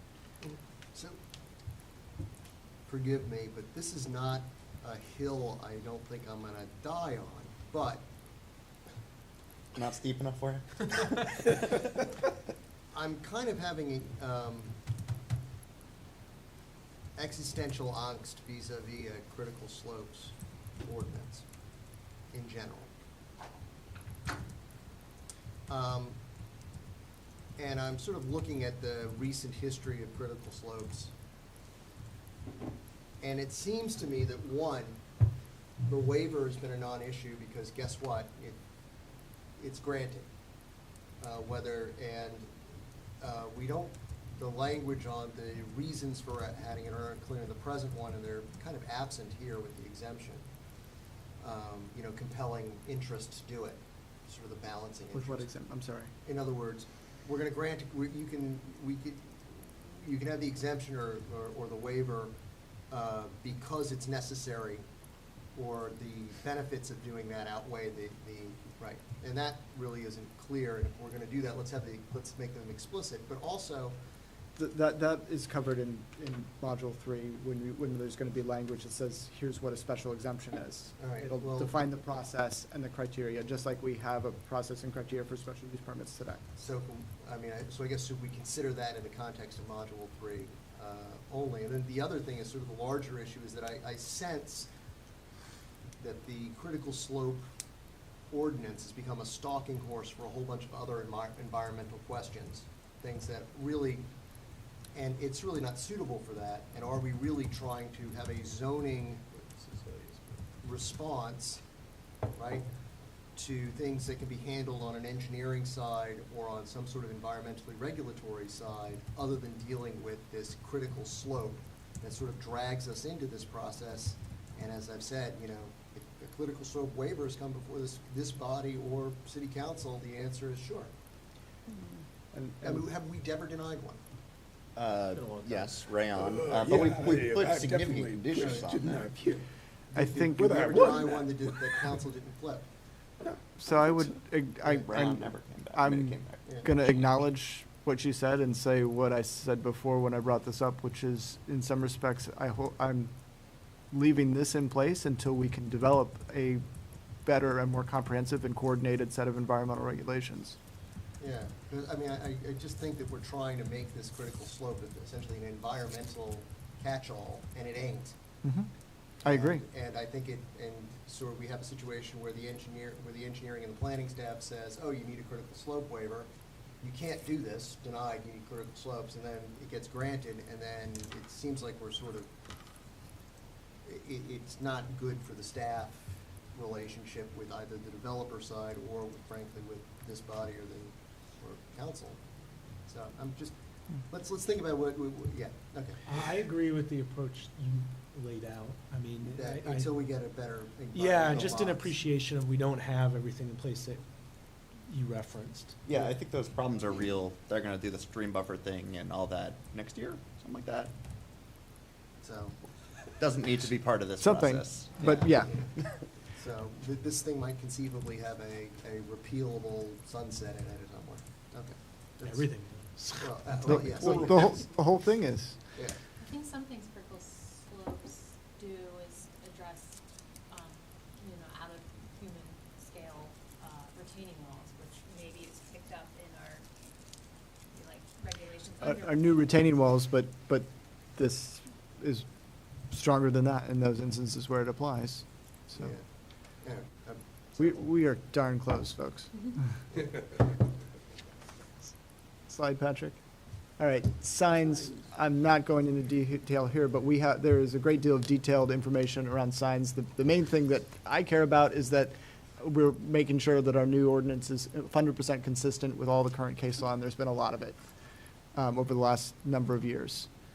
But what I've heard our staff really like about this is it's a very, very clear set of rules around what's allowed with signs. I have one thing I'm mad about with signs, Okay. to the current ordinance too. On awning signs, you should be able to put the logo on the side of the awning where pedestrians can see it and not only in the street where cars can see it. Like the CVS on Water Street, it's fine, it's perfectly fine. I have Got something it. I'm mad about signs. Got it.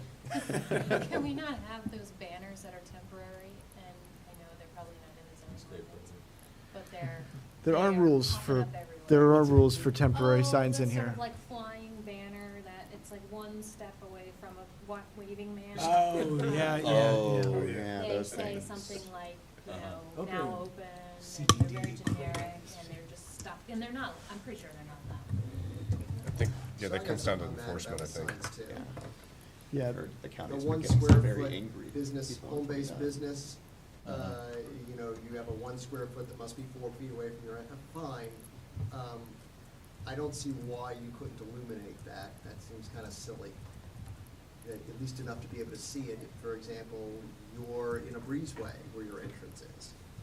I just think that's, let's make it reflective. I mean, allow that. yeah, I mean, most restrictions are on home-based business type stuff, or with the idea that you want those home-based businesses to be more or less invisible. Yeah, well, and But- I mean just illuminate the sign enough to be seen. For Yeah. example, so your delivery person in the dead of winter can drop it, you know. I mean, one could argue that a lot of people illuminate their addresses Yes, numbers, yeah. so that they can get their pizza delivery. So if I've got my address number and then underneath it I've got my home-based business sign, I can't illuminate my numbers in it. Yeah. Yeah, I just think it's like overly. All right. A flying banner. Yeah. It's temporary. Right, yeah. Lighting. The main point we want to note here is that we are in fact applying dark sky techniques within this within the zoning proposal, including full cutoff fixtures, reduced height of light poles and parking in pedestrian areas, and restrictions on floodlights. So if you read those provisions, there's all kinds of things around angling and, I feel like the text, though, didn't actually do what your slide says. okay. We Um, received, while we were in this meeting, some Mhm. pretty extensive comments that I'll process and send out to you Okay. guys too for consideration. On the lighting in particular, yeah. You allow, I think, 6,000 lumens without any sort of cover. So Okay. the ordinance seems like it got more lax than what we currently have, and I'd love to see it get more strict. Fair enough. Yeah, Bill Emery came in and Yeah. spoke to that. I have no idea what grievances he had. I wish, and I followed up with him. What is it? I don't know either, but, yeah, thank you for bringing that up. Yeah. You also have lighting in the public right-of-way is exempt, which seemed a little funny. Well, that's typically our lighting, Mhm. which we ought to be able to control without regulations, but I know maybe some of it's Dominion's lighting, so. I guess it just still, But I mean, if we have Some of it might be installed by the guy doing this development and then give it to us. Is that a thing? You put in a street light? Possibly. Probably. Right? The other question I have is, do these regulations cover, so you have a maximum height for lights over parking, Mhm. but what about parking that's on a rooftop? Are you still allowed to have like a 20-foot tall parking lot light? Like the top of the standard is an example. Mhm. Parking garage on Water Street, I think, is another example of a lot of light spillover. Standards and design manual would apply to that Right. light scenario. Makes sense. Yeah, that's one where I don't really know the details. I think it's generally fine to be stricter. I did not read that whole Flagstaff ordinance or whatever that Bill sent, but I I don't know how to assumed Bill was compare right. things. Yeah, I don't know. The lights on the Belmont Bridge are temporary, right? Yes. Okay, good. I'm not gonna lie, I kinda like the effect. The historic little lantern things, I didn't forget about that, but we're gonna get these big kind of highway lights that, I mean, they're gonna be nice looking, but they're gonna be really bright once it's finally installed. Are we done? Thank you all for your It's all time this fine. evening. Thank you. Thank you. Yeah. I would entertain a motion at this time. I would have a motion. Please. Yes, sir. Today is April 25th, which is conveniently enough Al Pacino's birthday. So in that spirit, I suggest we adjourn and do it quickly because every time we think we're getting out, they drag us back in. Do I hear a second? Second. All in favor say aye, please. Aye. Aye. Thank you very much.